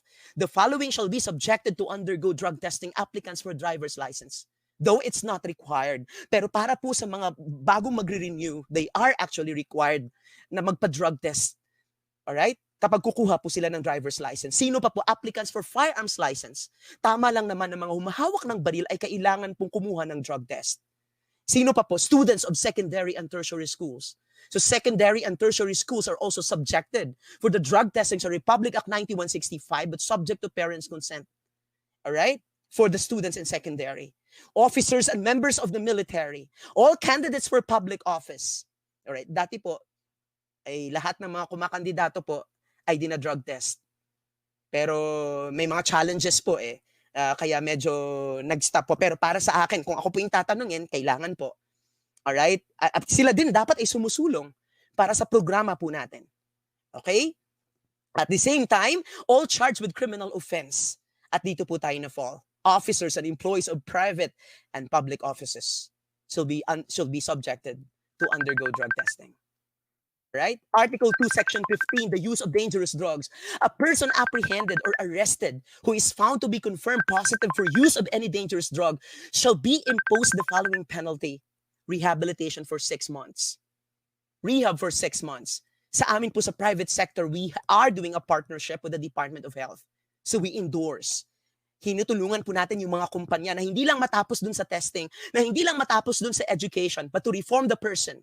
Para at least bumalik yung tao, to be reinstated back to work. At para ma-reinstate din yung kanyang self-confidence. At ma-realize niya na wala namang naging magandang dulot yung paggamit ng droga sa kanya. And i-welcome ulit siya sa society. At para maisip niya na siya ay parte ng society. At magiging kabahagi kapag siya ay drug-free. At para mapagpatuloy niya rin yung kanyang trabaho para sa kanyang pamilya. Repeat offenders nga lang po kakaiba. Iba na po yung magiging intervention because imprisonment po yan between 6 to 12 years and a fine ranging between 50,000 pesos to 200,000 pesos. Article 2, Section 2, this is possession of dangerous drugs considered to be a criminal offense. So kung titingnan natin, anybody caught with possession of any dangerous drugs in the following quantity, regardless of purity, 500 grams or more of marijuana and 10 grams or more of all other dangerous drugs shall be imposed of the following penalties. Ano po ito? Fine ranging from 500,000 pesos to 10 million pesos. And of course, nandyan pa yung penalty of life imprisonment to death. So anong ibig sabihin? Huwag nang magdroga. Right? Huwag nang magbenta ng droga. Dalawa po yan. Huwag magbenta, huwag magdroga. Susulong-sulong po tayo para sa kampanya na to. Workplace, walang nagbebenta, walang nagtutulak, at walang nagda-drugs. Ibig sabihin, that's a healthy workplace. That's a productive employee. At magiging maganda po yung kinabukasan ng bansa natin kapag yung ating mga workplaces po are safe and healthy, yung mga empleyado. Right? That is our dream. Section 47, drug-free workplace. It is the policy of the state to promote drug-free workplaces using a tripartite approach. Of course, ating partner po kanina, yung Dangerous Drugs Board, yung Department of Labor and Employment po, para po yan sa ating private company or mga private companies po, DOLE, and of course, yung company mismo po. And the private company, together with its tripartite group, shall formulate the necessary guidelines for the implementation of the National Drug-Free Workplace Program. Of course, sa ating po naman na nasa government, ang ating kapartner po dyan is yung Civil Service Commission. As I've mentioned po, yung pinanggagalingan ng legal basis po ng ating drug-free workplace program. And the guidelines shall be part of the company handbook or code of conduct kasi dapat doon po mababase eh. Kailangan ang ating program po is naka-anchor doon sa ating handbook or company code of conduct because in the event na meron po tayong mga nag-violate, doon po natin ibabase. Pero yung ating pong handbook na yan should be coordinated at dapat po ay nakabalanse po siya doon sa sinasabi ng ating batas. And this program is required to be adopted by companies employing 10 or above. Ulitin ko lang po, and this program is required to be adopted by companies employing 10 or above. Sir Santi, 9 lang po yung empleyado namin. 8 lang po ang empleyado namin. 7 lang po ang empleyado namin. So, aren't we mandated by the law? Kahit hindi po kayo minamanduhan ng batas, but we encourage you to at least to have your own drug-free workplace program. Ulitin ko lang po, para po sa mga kumpanya, pribado po, na meron po silang 9 na empleyado pababa, at yung required po natin dito is 10 empleyado pataas para sa mga tanggapan pong pampubliko at private. Kahit 9 lang po kayo pababa, we're encouraging you to have a program on the drug-free workplace. And components of a drug-free workplace policies and programs, diniscuss ko po kanina. Yung components po para at least meron na kayong application. So nag-discuss po ako ng advocacy, education, and training.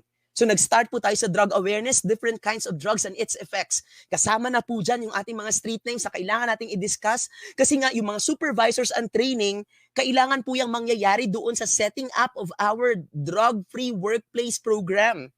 So kapag hindi po sila aware na pinag-uusapan na pala ng mga kanilang mga people from the ranks or mga empleyado na mga rank and file, yung different street names or salitang kalye, naririnig ng mga supervisor, hindi nila alam. So, importanteng malaman natin itong mga street names na to para at least alam natin pag nag-usap, oh, I've heard about something. So, ibig sabihin, meron ka na, you're one step ahead. Alright? Para sa programa. At ano pa po ito? Drug testing program for officers and employees. Are expats included in the drug testing? Yes, because they work in the Philippines. At dapat sumama, at dapat sila ay nasa sa ilalim sa policy ng kumpanya kasi nandito sa Pilipinas. Alright? And treatment, rehabilitation, and referral. So treatment, rehabilitation, and referral, binibigyan natin sila ng opportunity para magbagong buhay. Alright? Yung kaninang ini-encourage ko po, yung pagkakaroon ng recovery-friendly workplace. I love the term, recovery-friendly workplace. So hindi lang po tayo drug prevention, pero of course, wag na nating hayaang dumating pa doon. Pero may mga biktima po because of the circumstances. Alright, na ayaw nating maging judgmental because of the social stigma.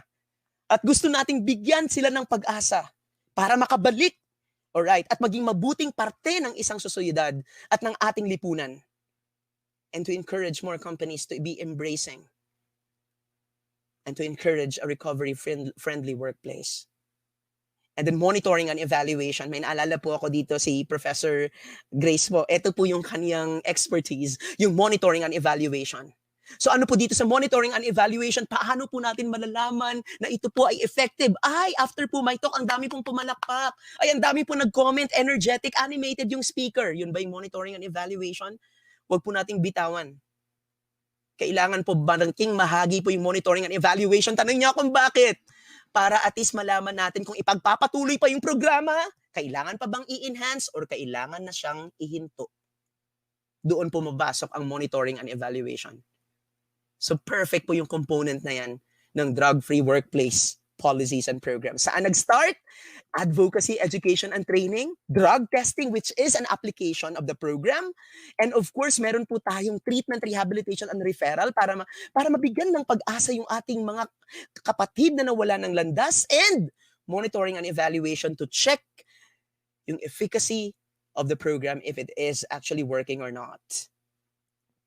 Okay? So aims or objectives of drug abuse prevention in the workplace. Bakit po tayo magkakaroon nito? Una, to maintain and restore healthy and safety standards, productivity and quality of workmanship in the enterprise or company or in the institution as the case may be or in the school.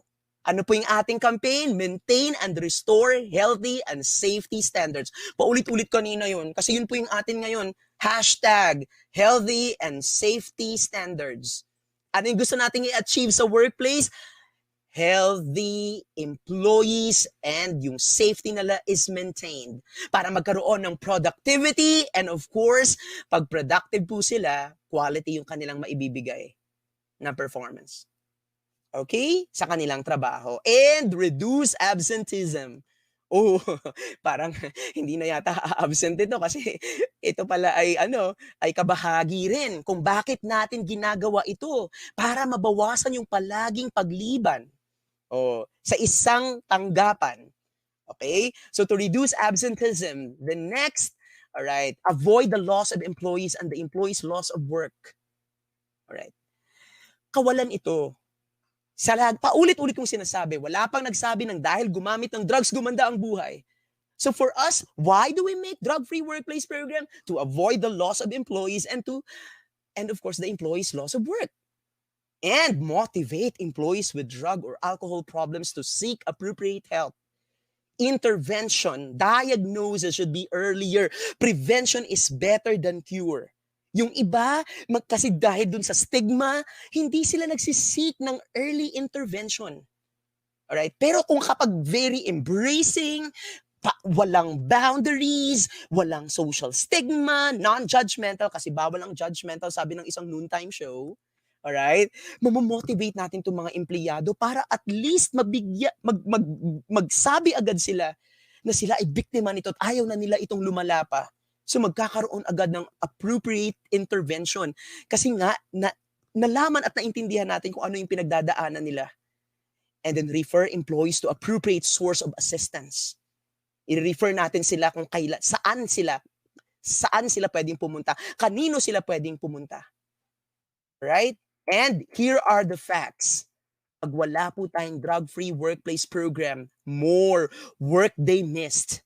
Absenteeism. Imagine, yung sa AIM, balikan ko lang po sa AIM, reduce absenteeism. So here are the facts. Pag walang drug-free workplace program, more workday missed, more absenteeism, more tardiness, more injuries to self and others, more sick leaves. Baka mamaya, sir, kasama pala yung mga sick leaves na yan. Okay, iniwasan po natin yan. And more overtime pay. Ulitin ko lang po Alright, here are the facts. Pag wala po tayong drug-free workplace program, more workday missed, more absenteeism, more tardiness, more injuries to self and others, more sick leaves, and more overtime pay. Okay? And less productivity and other hidden costs. Diverted managerial time. Ang nakakatakot kasi nito, especially for private companies, is kapag yung manager talaga yung substance abuser. Or with substance use disorder. That's a new term. Alright? Diverted managerial time. Damage to equipment. Alam natin yan. Napabalita yan last year. Alright? Yung mga nandun sa sa skyway, biglang biglang humarurot, o biglang nahulog yung sasakyan. O tapos yung driver nagdodroga. O yung crane na minamaniobra ng isang construction company. O, 'di ba? Ibig sabihin ito yung mga hidden cost kapag wala tayong drug-free workplace program. Alright? So para hindi tayo gumastos ng sobra, magkaroon na tayo ng drug-free workplace program. Okay? Para wala tayong damage to equipment, wala tayong friction among workers, wala nag-aaway-away. Sabi ko kanino, workaholic. H-O-L-Y-C. Hindi lang H-O-L-I-C, kundi H-O-L-Y-C, holic.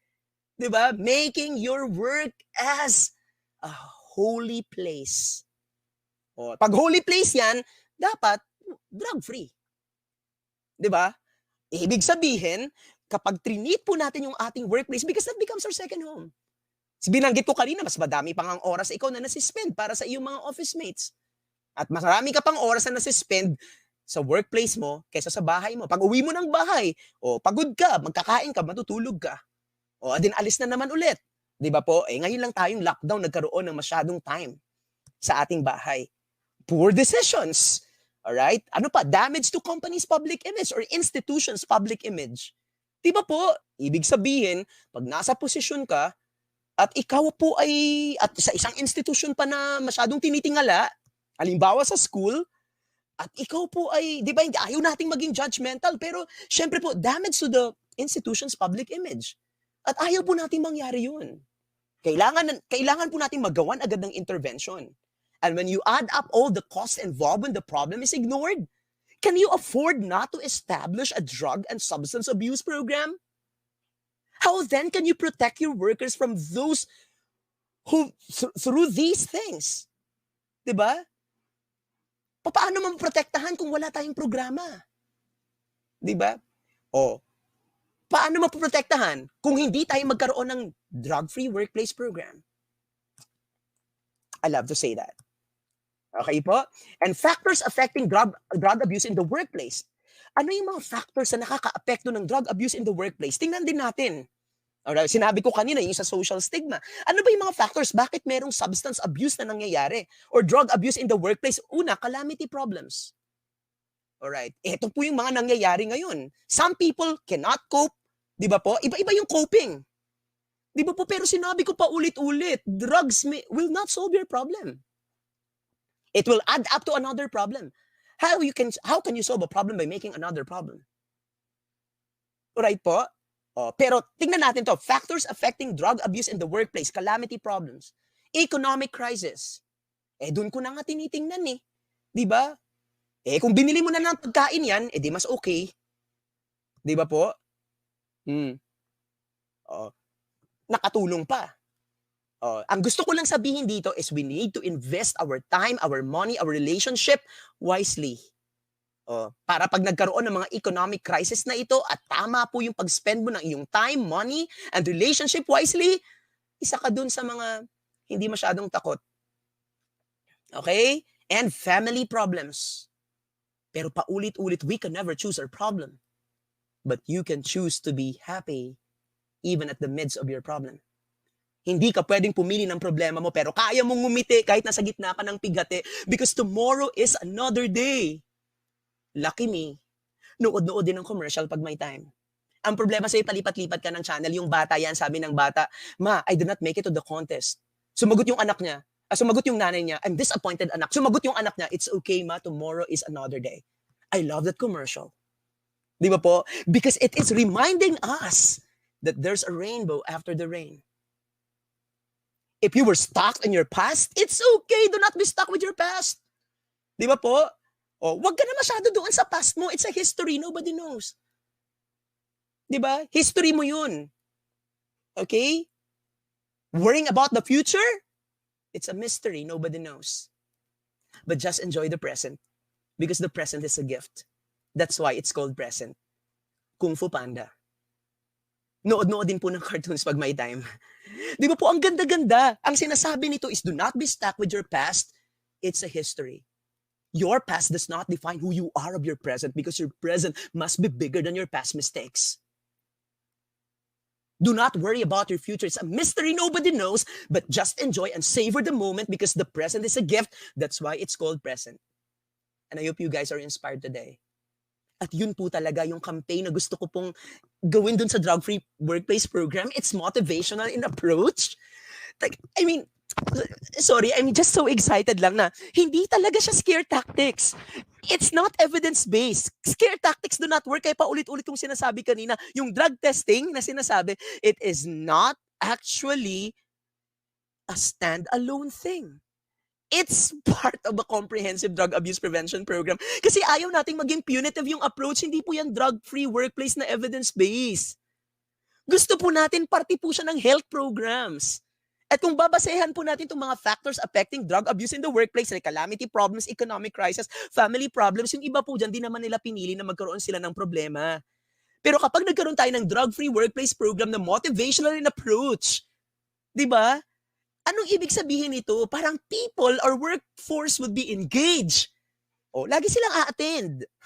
Yung mga health talks natin, di na tayo mag-i-invite. O, number 1 na agad silang magsa-sign up. Nandun na agad sila sa harapan. Di na sila upo sa likod. Diba? Hindi na sila aantukin. O sana hindi po kayo inantok today, ha? Okay. Ayun po. So yun po yung gusto kong sabihin. Kasi normally, pag medyo seryoso na, ito yan, ano ba yan? Ang seryoso na. Diba po? So gusto ko talaga very motivational yung approach. It's something through the Employee Assistance Program na meron talaga nitong stress management program, may ganun po, sports and recreational activities, Employee of the Year program, Model of the Year in the workplace. Ano po ba yung mga ganun? Promotional activities programs. Yun po, that's actually a component of making our workplace a drug-free workplace.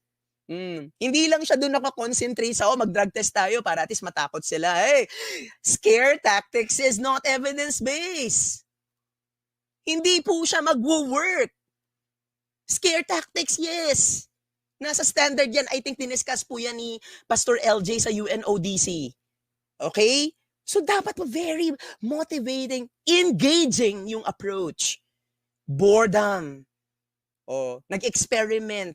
Kasi nga dun sa progression of drug use.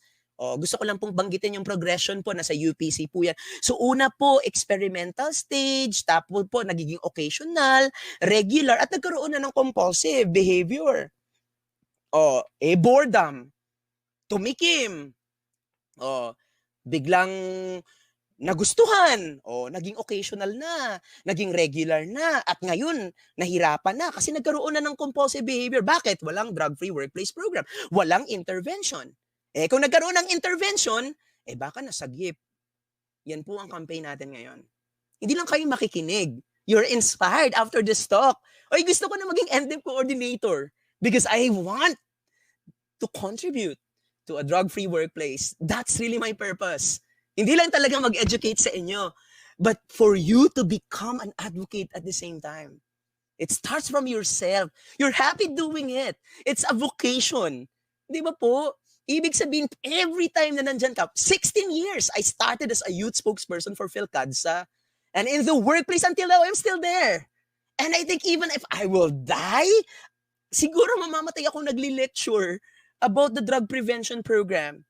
Because ewan ko, ang pinakamasaya sa buhay ko is the reward na if someone would hear me talk about this and be inspired and that change his or her life, then I think that is my greatest reward of all.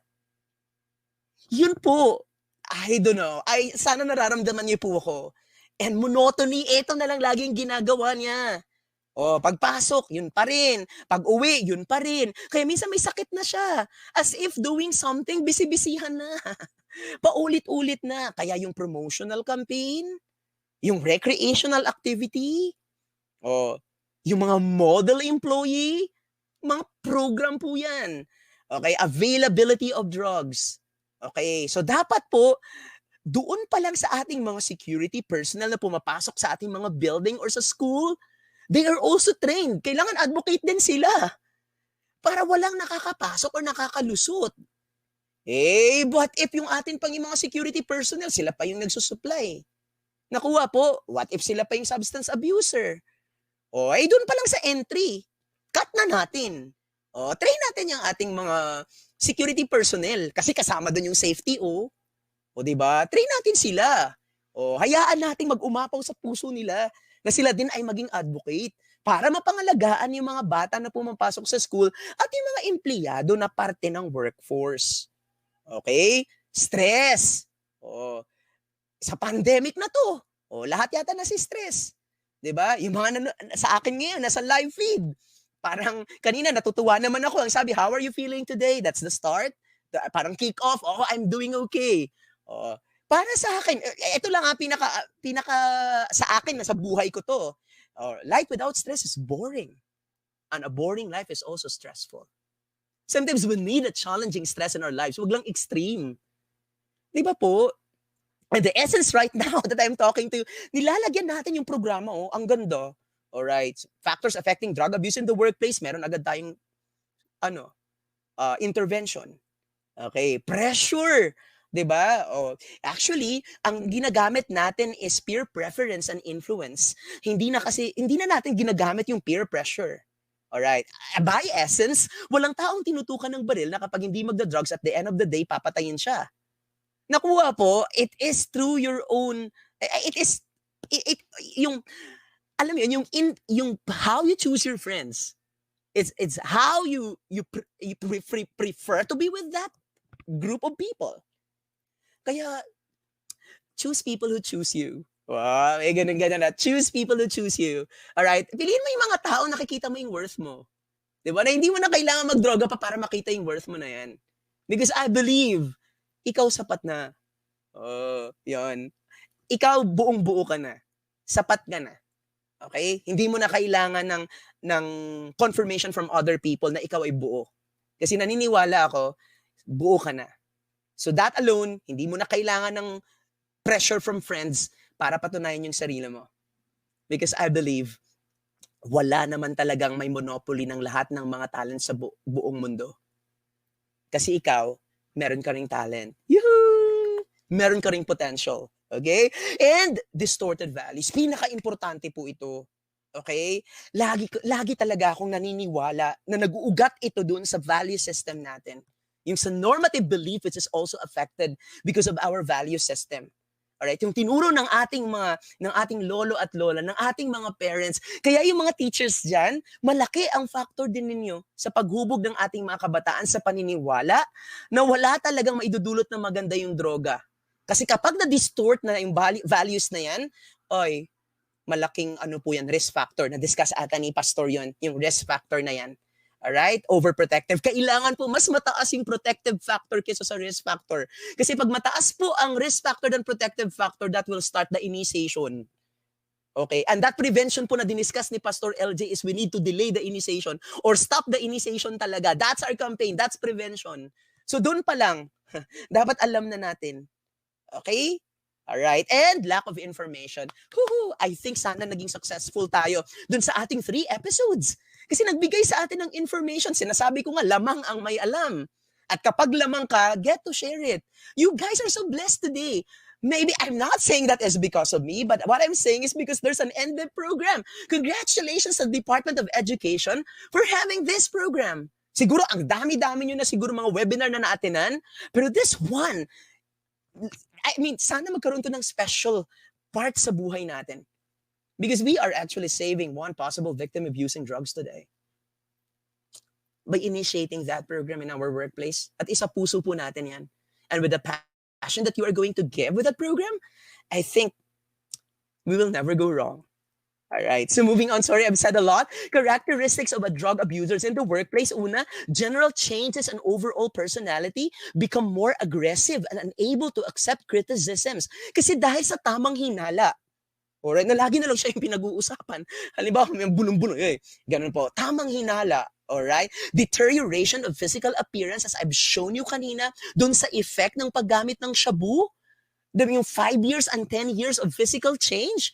The loss of weight, haggard looking, feeling of being tired always, wearing of sunglasses at night.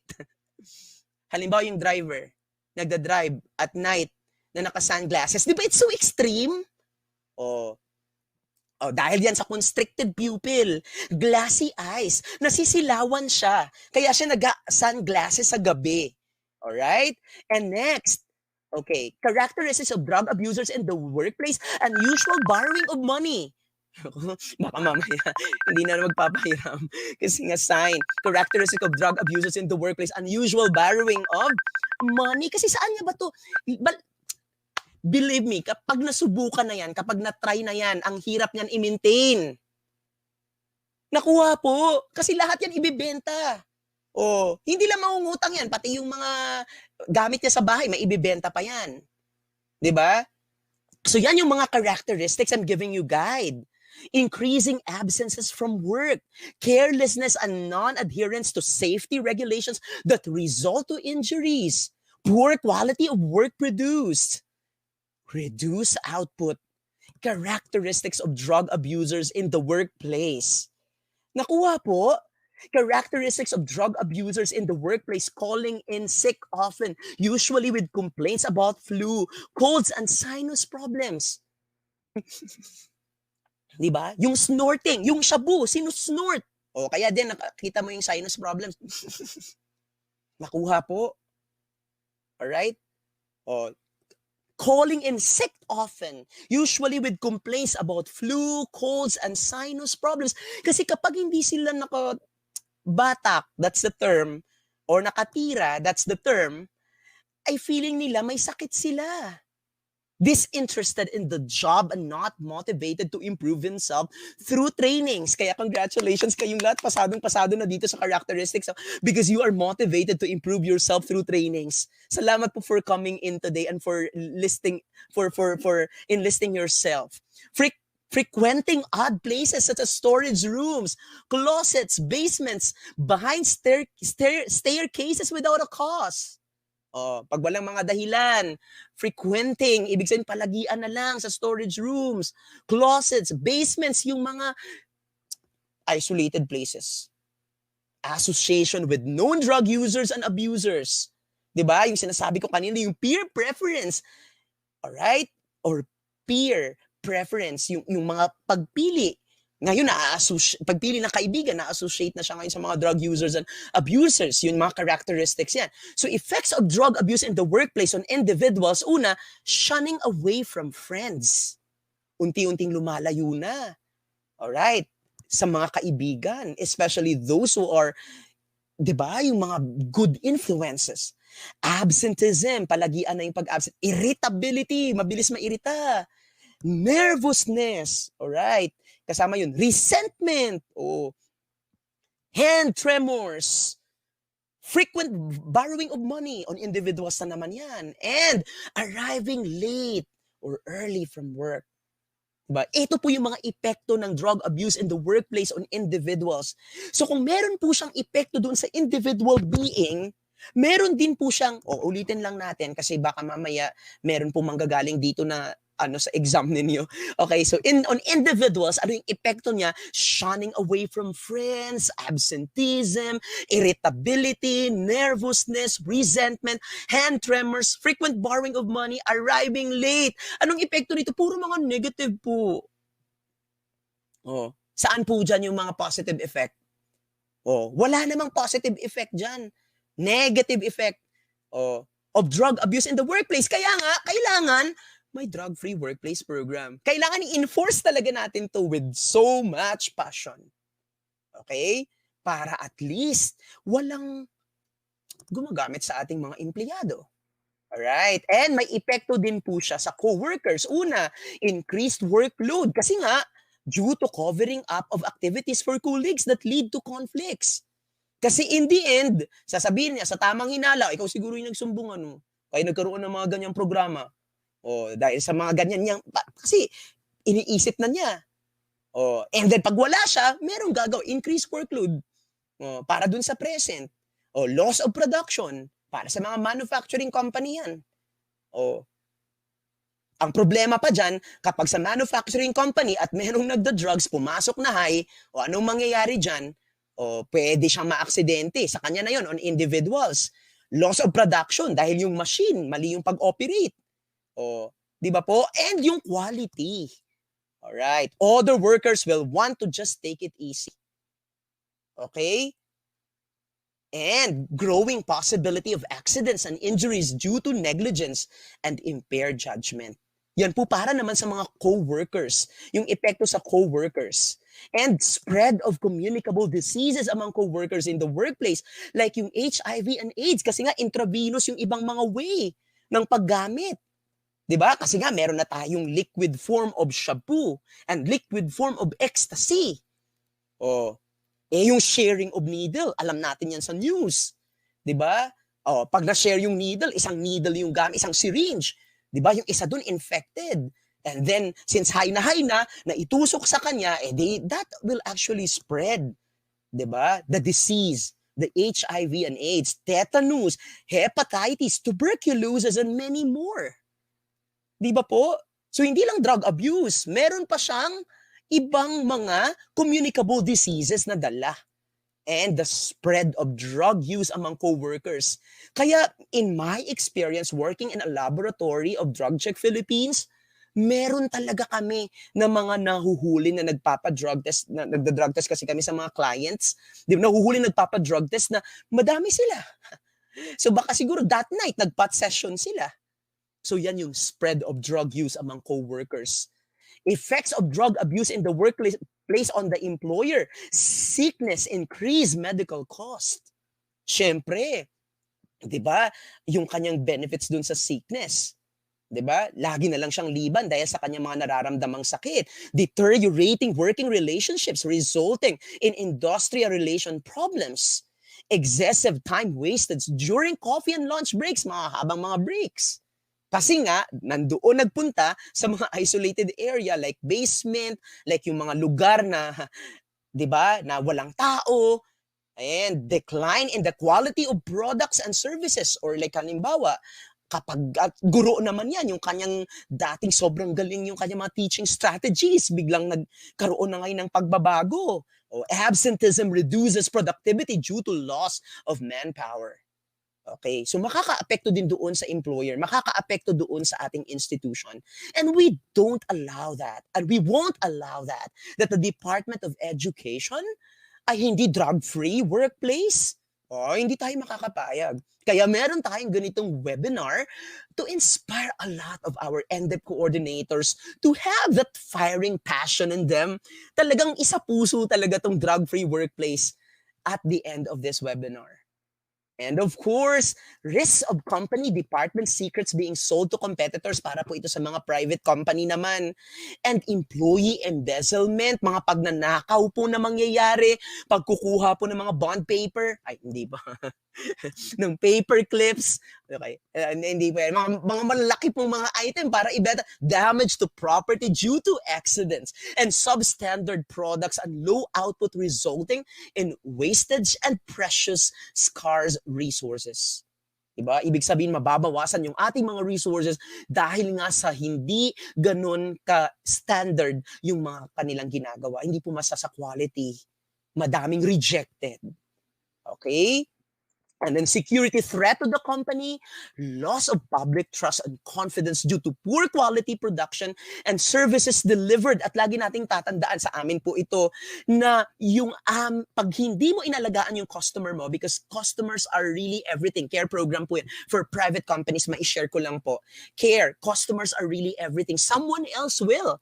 So yung competitor, so kailangan talaga sa private workplaces, lagi ko talang sinasabi pag ako yung ini-invite na speaker na kailangan may drug-free workplace program kayo. Kasi kailangan yung productivity and then yung talagang output based from quality, kasi nga yung competitors are just there. An inability to respond to training and syempre, lagi po yung tulog. Diba? So, kailangan yung enthusiasm, binanggit ko kanina, enthusiasm, yung ating pong energy and empathy sa lahat ng ating mga training programs. Decline in workers' discipline, creating supervision problems kasi feeling mas magaling nga ako dyan eh. Mas magaling pa nga ako sa kanya eh. Diba? Magkakaroon na ng problema yan sa disiplina. Alright? At tapos yung supervisor, mas inaangasan na niya. Missed deadlines and lost business transactions or deals due to unsound decision-making. And of course, for our school, our reputation. Di ba po? Yun ang ating iniingatan. So discouraging drug use at work, una, have a drug substance abuse policy. Set rules and regulations. Okay? So kailangan may policy muna tayo. Incentives can help prevent drug use and abuse and reward employees who voluntarily seek treatment for drug problem. Okay, maganda po yung mga ganyang programa. Sanctions can help discourage drug use, abuse at work, peer pressure, loss of privileges, bonuses, demotions, and transfer or suspension. So, kasi sa handbook, hindi lang naman, pero binanggit ko kanina na yung scare tactics do not work. Pero doon sa handbook natin, kung ano yung corresponding sanction to, kung ano yung gagawin yung violation. Okay? But our approach, yung sinasabi ko kanina, should never be punitive in nature, but motivating and encouraging. And dismissal should be the last recourse. Okay? Ulitin po natin, dismissal should be the last recourse. Okay? Now, moving on, what employees or workers can do? Una, increase their knowledge about drugs and its effect. So, ginawa po natin kanina yan, nagbigay lang po tayo ng mga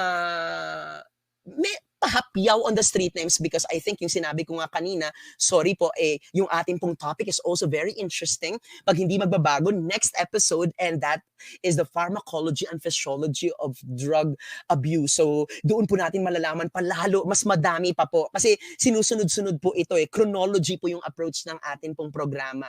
Agree as to what constitutes acceptable behaviors jeopardizing health, safety, and security. Identify local resources that can help employees in trouble with alcohol or drugs, and let new hires know that a drug-free workplace is the new norm. That means lahat ng papasok, alam nila na may programa at polisiya po tayo sa drug-free workplace. Pwede nating ipasok yung pre-employment drug testing bago pumasok para at least alam din nila, aside from knowing that there is a drug-free workplace program, is the application of the pre-employment drug testing for the newly hired, and devise non-disruptive workplace reminders. Mamaya ituturo ko po ano itong mga non-disruptive workplace reminders that can help. But yung steps in developing a drug and substance abuse prevention program, ito po yung una, kailangan meron po tayong clear and comprehensive policy. So your company statement should reflect the needs and values of your workplace. To develop a company policy, consider anyone who will be affected. Involve employees from all levels. Working together will build support for the policy you will develop. So, yan po yung developing a clear and comprehensive policy kasi dun po tayo babalik. Pag meron po tayong mga, say for example, magkakaroon po tayo ng mga violation. So, babalik po tayo dun sa company code or company policy. Dapat comprehensive po yan. Next po is the training of supervisors. So supervisors need to know how to look for signs of substance abuse and what to do once they find them. Ulitin natin na. Supervisors, or in your case, NDEP coordinator, need to know how to look for signs of substance abuse and what to do once they find them. To do their jobs properly, a supervisory training program on these topics is helpful. Information on specific drugs, causes, and effects, kaya nagbigay po ako sa inyo ng medyo complete knowledge. That's in the advocacy training po. Kasi parte po ito. In-apply ko po muna bago ko diniscuss sa inyo. So in-apply ko muna kung ano ito. So yun po yung information on specific drugs, causes, and effects. Diniscuss ko po yun. And para po makita ninyo yung application na dito. So may clear policy. Meron po tayong training your supervisors discussing about the specific drugs, causes, and effects, methods of detecting drug and alcohol use, which will be discussed doon sa Pharmacology and Physiology, prevention and education strategies na gagawin. Magbibigay ako mamaya ng konti lang. Background on drug testing issues, I've done that one. And of course, Employee Assistance Program or EAP. Doon naman po sa mga, just in case medyo nagkamali at medyo nahuli po natin gumamit at nag-volunteer. Okay? Educating your employees is the step 3. Your employees must understand and remain aware of your ongoing commitment to a drug-free workplace. And whenever new workers are hired, as I've mentioned, or being considered for employment, they need to learn about the program. So, meron po tayong annual Alright, meron po tayong annual. Ito na po yung para sa ating mga empleyado. At meron din po tayo, yung mga, ano na po natin yan yung matagal na or mga direct na natin. At meron din po tayong programa para po sa ating mga newly hired. So, dapat alam po nila yan. Before they entered in, bago sila tanggapin, kailangan po magsasign po sila at mabasa po nila yung company code of conduct at pipirmahan po nila yan. At meron po talaga doong specific para po dun sa policy ng Drug-Free Workplace Program. I love it. Okay po. And step 4, providing employee assistance program. Ito kanina diniscuss ko. To help your employees deal with their problems, you may set up an employee assistance program which can help, una, identify problems, help resolve their problems through confidential short-term counseling or brief intervention, referrals, and follow-up services. Yun, at least maitutulong po natin sa kanila because yung sinabi ko kanina, we want really to develop an recovery-friendly workplace. Ayan. So sa EAP. And Employee Assistance Program may also offer program for supervisory training, education, and health promotion activities. Okay, and step 5, starting a drug testing program. Pasok pa rin po ito as a component. You need to make a number of decisions about how your program will be set up and operated. The list of questions below will help you get started. Una, who will you test? Applicants lang ba? Or all employees? Pangalawa, when will you test? On random basis ba?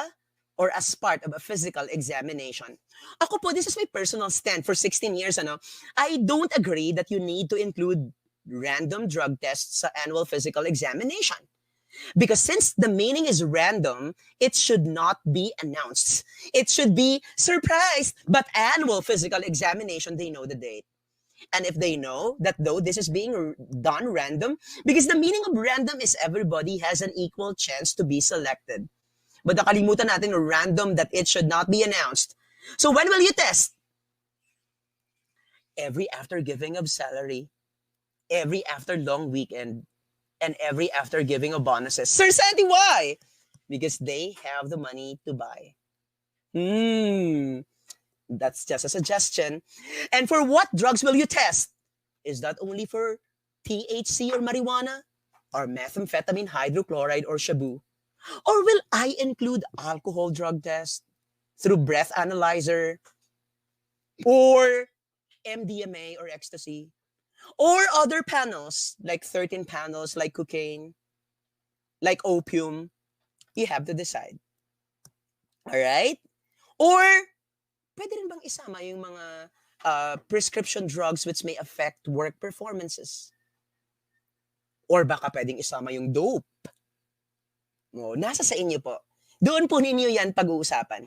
And how frequent will you test? Is this random monthly? Is this once a year? Nasa sa inyo po. Kayo po yung magde-decide. Alright? But these are the guiding questions. You can have this program. You can have this module after. You can go back to our discussion and pwede nyo pong pag-isipan kung paano yung magiging programa nyo. If you have a program in place, baka pwede kayo mag-strategize. Sa drug testing po kailangan, meron din po yung strategy. Okay? And components of a drug-free workplace or drug abuse prevention program in the workplace. Una, company policies and procedures on alcoholism and drug abuse. So, dapat meron tayong comprehensive policy and procedures on alcoholism and drug abuse. Example, tardiness and absenteeism guidelines and establishing an alcohol drug-free workplace. Naka-anchor naman po yan dun sa ating batas po, dun sa alcohol. So, pwede po nating i-link po doon. Alright, yung ating programa din. And next, information on harmful effects of drugs and alcohol utilizing the following media: posters, comics, seminars, newsletters, leaflets, paging system, stage presentation, very, skits, exhibitions, film showings. And ito po yung gagawin nyo. So para malaman mo kung nag-work talaga to, meron kang intervention para dun sa mga empleyado na binigyan mo lang ng poster. Alright? Meron ka ring intervention para dun sa mga empleyado na binigyan mo ng seminar. Tapos, bibigyan nyo sila ng pre-test. Alright. Kung yung binigyan mo ng intervention sa poster ay mas maganda ang result ng kanilang post-test as opposed doon sa nagbigay ka ng seminar. Ibig sabihin yung poster mo ay merong efficacy. The result is better than that of seminar. So magkakaroon ka ngayon ng ibang strategy. So magko-consider ka na dun sa poster. So eto lang, binibigyan ko lang kayo ng sample. But it's up to you to distinguish kung saan po dyan yung effective. Kasi hindi po pwede na bigay ka ng posters, comics, seminars, newsletters. Good thing kung meron kang maraming resources. Kung limited lang yung resources mo, ay kaya yan kung gusto mo magbigay talaga. But you need to test, you need to monitor, you need to evaluate. And the best way to evaluate is bibigyan mo yung specific number of, eto na to, yung control group mo, bibigyan mo sila ng intervention na binigyan mo lang ng poster. Bigyan mo sila ng pre-test, and bigyan mo sila ng post-test. Diba? And then another intervention na nagbigay ka ng seminar. Kung mas maganda ang result ng pagbigay ng poster, kesa sa pag-conduct ng seminar, hindi ka na mapapagod kakasalita. Di ba? Ibig sabihin yung intervention mo sa poster, mas okay. Monitor mo na lang yun. Di ba? May monitor ng i-monitor mo kung talagang maganda din, ng paganda yung paggamit mo ng poster as your medium. Ayan, ganun yon. Para hindi ka nag-waste ng time. Kasi halimbawa, yung litid mo sa kakasalita, tapos pagdating ng post-test, mas maganda pa yung result ng poster. Di ba? Ganun po. Yeah, that's how we actually monitor and evaluate. Okay? And next po, education. Example, employee education program, training of staff or supervisors for EAP, and training on parenting. So I think yung iba sa inyo naka-attend ng ating partner na Dangerous Drugs Board, yung STEP program, ang ganda po niyan. So sana po, yung ating mga parents ay libre po yan na programa ng ating Dangerous Drugs Board, and not everybody knows about the program. So balik po natin dun sa educations. Kaya pag mas madami tayong mga parents na may engage to attend this program, and if we actually give this a priority, pwede natin dalhin po sa ating workplace, and we could have a partnership with the Dangerous Drugs Board on a cost-sharing basis. Total, ang atin naman pong Department of Education, diba?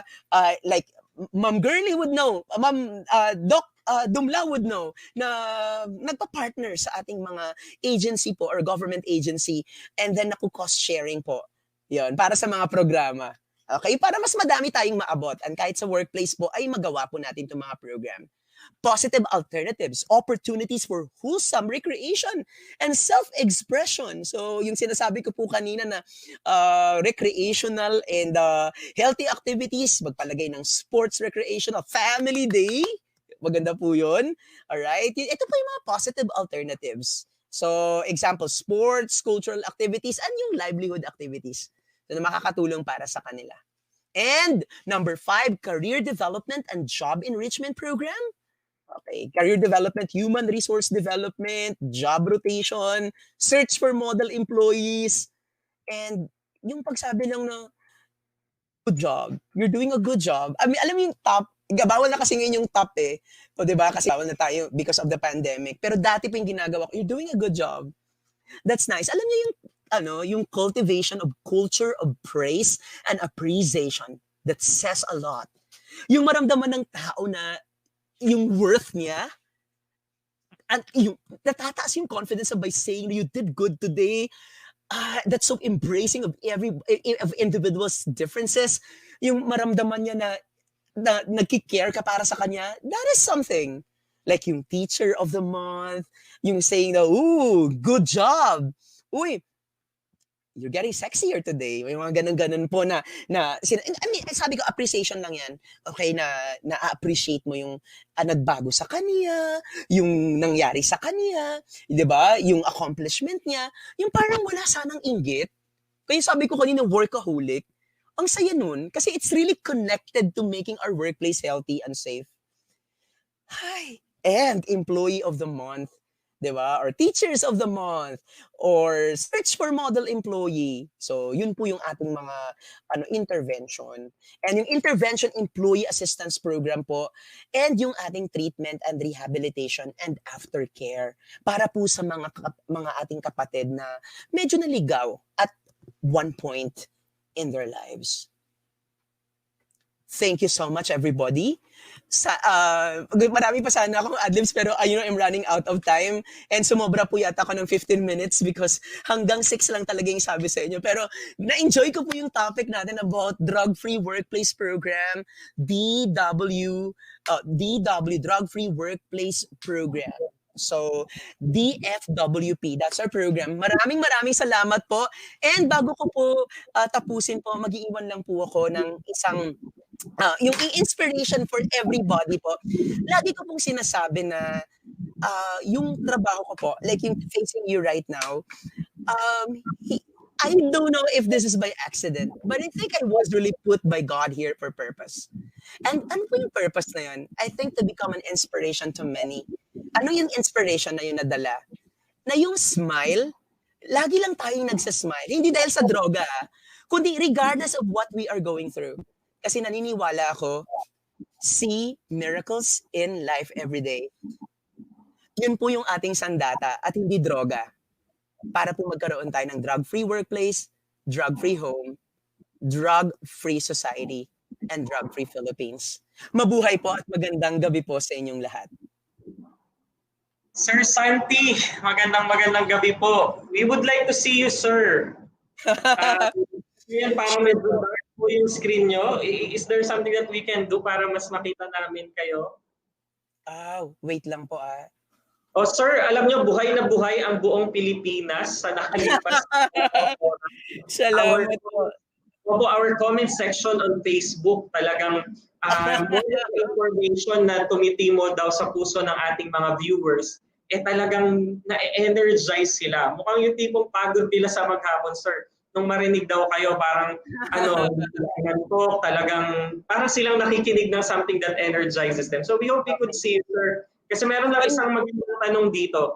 Marami po kaming nakuhang feedback pero most of them pwedeng masagot sa mga future broadcasts, sa future episodes. Yung iba naman nasagot na sa past episodes. So isang question na lang dito, sir. Pero we hope kung meron pong extra lighting, sir. Yes po. Ay, sis, paano nga sir light? Sorry, maglalagay lang ako ng lighting. Sorry, medyo dumilim na. Hindi kasi okay lang, sir. Okay lang. I think our viewers, our participants would understand. Ayan, sir. Yes. Pasensya na kasi hindi ako pwedeng mag-stop. Masisira yung momentum. Okay lang po. Actually, the participants said they were really energized to listen to your voice. Kahit inalis namin yung video nyo kanina, everyone was really engaged. Sir, may isang tanong lang dito kasi kanina you talked about, ang dami nyo rin kasing quotable quotes, no? Yung mga participants mo rin nagko-comment sila ng quotable quotes ninyo. Yung isa doon, yung parang your past is your history, people do not know about it, something like that. So may isang participant po tayo from Rizal Central School, Nueva Ecija. Sabi niya, giving a chance to a colleague, an office mate, for example, a co-teacher na at some point of his life, gumamit siya ng drugs. Giving a chance is like giving that person your trust. So, how can you give your full trust to someone na parang sa pananaw ng lipunan, meron na siyang kinumit na crime dahil sa ginawa? Social stigma. Kaya nga, sir. Yes, sir. Magandang tanong po. Very enlightening kasi nga yung ating campaign po is to, aside from drug-free workplace program, to delay the initiation, ang pinaka, di ba kanina ko naririnig nyo is lagi kong sinasabi to develop a recovery-friendly workplace. Di ba po? Ibig sabihin, pag meron tayong recovery-friendly workplace, we will become more embracing and we will actually become more compassionate doon sa pinagdadaanan ng iba. Kasi iba-iba yung coping natin. Yung bawat tao at some points in their lives maybe nagkamali. Pero lagi kong sasabihin na their past does not define who they are of their present. Kasi naniniwala ako, their present must be bigger than their past mistakes. So pag binigyan ka ng trust ng tao na to, gamitin mo yan as an opportunity also to inspire the person. Kasi naniniwala ako, kaya siya nag-confide sa'yo, kaya niya binigay sa'yo yung trust of confiding something like very confidential, is because naniniwala siya na hindi siya nakaramdam ng paghuhusga sa'yo. So doon natin pwedeng simulan sa bawat isa. Hindi lang to yung tungkol sa drugs, kundi sa lahat ng mga nangyayari sa buhay natin. If we start embracing each other's differences and if we stop judging each other kung anong pinagdadaanan, I think this country would be a better place to live. Thank you, sir. Yun yung sa akin. I mean, ako kasi walang masamang tinapay. At lagi kong sinasabi, because I've also done yung mga intervention po, motivational intervention para po sa ating mga nag-surrender. Kung ano nyo po, may program po yung ating government. I was invited po to do that. At una po, I was some kind of hesitant kung meron ako maitutulong sa kanila.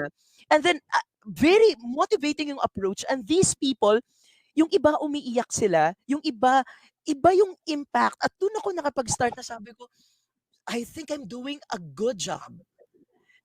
Ibig sabihin, yung isang word mo na masabi sa tao na yun at nagkaroon ng 360-degree turnaround, that is something. Ibig sabihin, yun talaga yung purpose mo, na hit mo yun.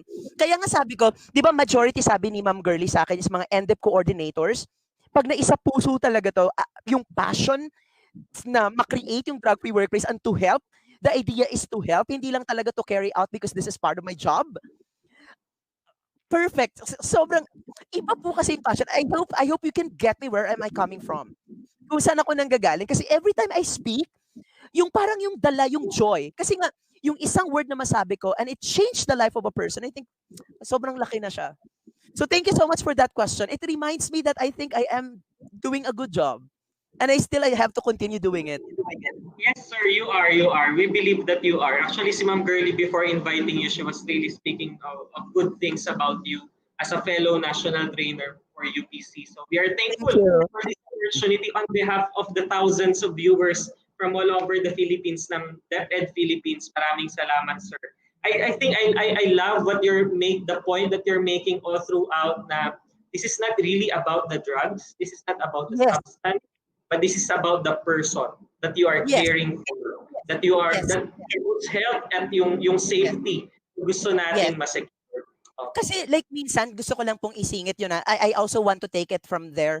Kasi 'di ba, yung mga batas natin, yung ating mga policy, those are the letters of the law. But we really have to understand the spirit of the law. And the spirit of the law is showing compassion. Yung drug-free workplace program is actually a spirit of all of the law. We want to prevent. Prevention is better than cure, lagi kong sinasabi. But as much as possible for those na nagkamali, we want also to encourage them to get back on their original self because they are also a big part of the society. Kailangan maibalik natin yon, yung tiwala na yun sa kanila. Thank you very much, Sir Santi, as you must multiply your tribe and influence or inspire and motivate people to share the same passion when it comes to drug prevention. Maraming salamat po. Alam niyo po, maraming katulad ninyo sa Department of Education. At ito na nga po ang libo-libong viewers natin na nakasama sa gabi na, no, sa hapon at gabing ito. Sir, ang dami pa sana namin gustong i-raise, although yung iba nga po pwedeng masagot sa future episodes natin, but we have limited time. So thank you for joining us. Sa ating mga viewers, wag po muna kayo umalis. We would like to invite you for a few minutes to listen to our Chief of the School Health Division, Bureau of Learner Support Services, Dr. Maria Corazon Dumlao, for a closing message. Kasi ang taas-taas po ng energy na shinare sa atin ni Sir Santi, no? Ang ganda lang i-contextualize yung energy na to sa overall direction ng DepEd. So we would like to call back Dr. Dumlao. Maraming salamat, Gian, at natutuwa ako talaga na nakikinig sa aking kapatid na si Santi. Kasama ko po yan sa Vienna. Marami kaming mga kalukuhan, mga fun moments sa Vienna when we were part of the drug demand reduction global pool. And syempre, Santi, nakakahawa yung pag-inspire na ginawa mo, at si Gian naman at saka si Girlie, sobrang ganda at sobrang efficient ng kanilang mga pagpili ng mga topics, pag-accommodate ng ating mga speakers, kaya bonggang-bongga din ang aking magiging closing. And it will be an A to E closing message. Yung A is abangan natin ang mga susunod na kabanata at mga episodes. Dahil every session, merong kakaibang putahe na iniaalay sa substance use prevention at iba-iba rin at ang mga global trainers din ang ating mga inihahain sa inyo na magbigay ng mga information and knowledge.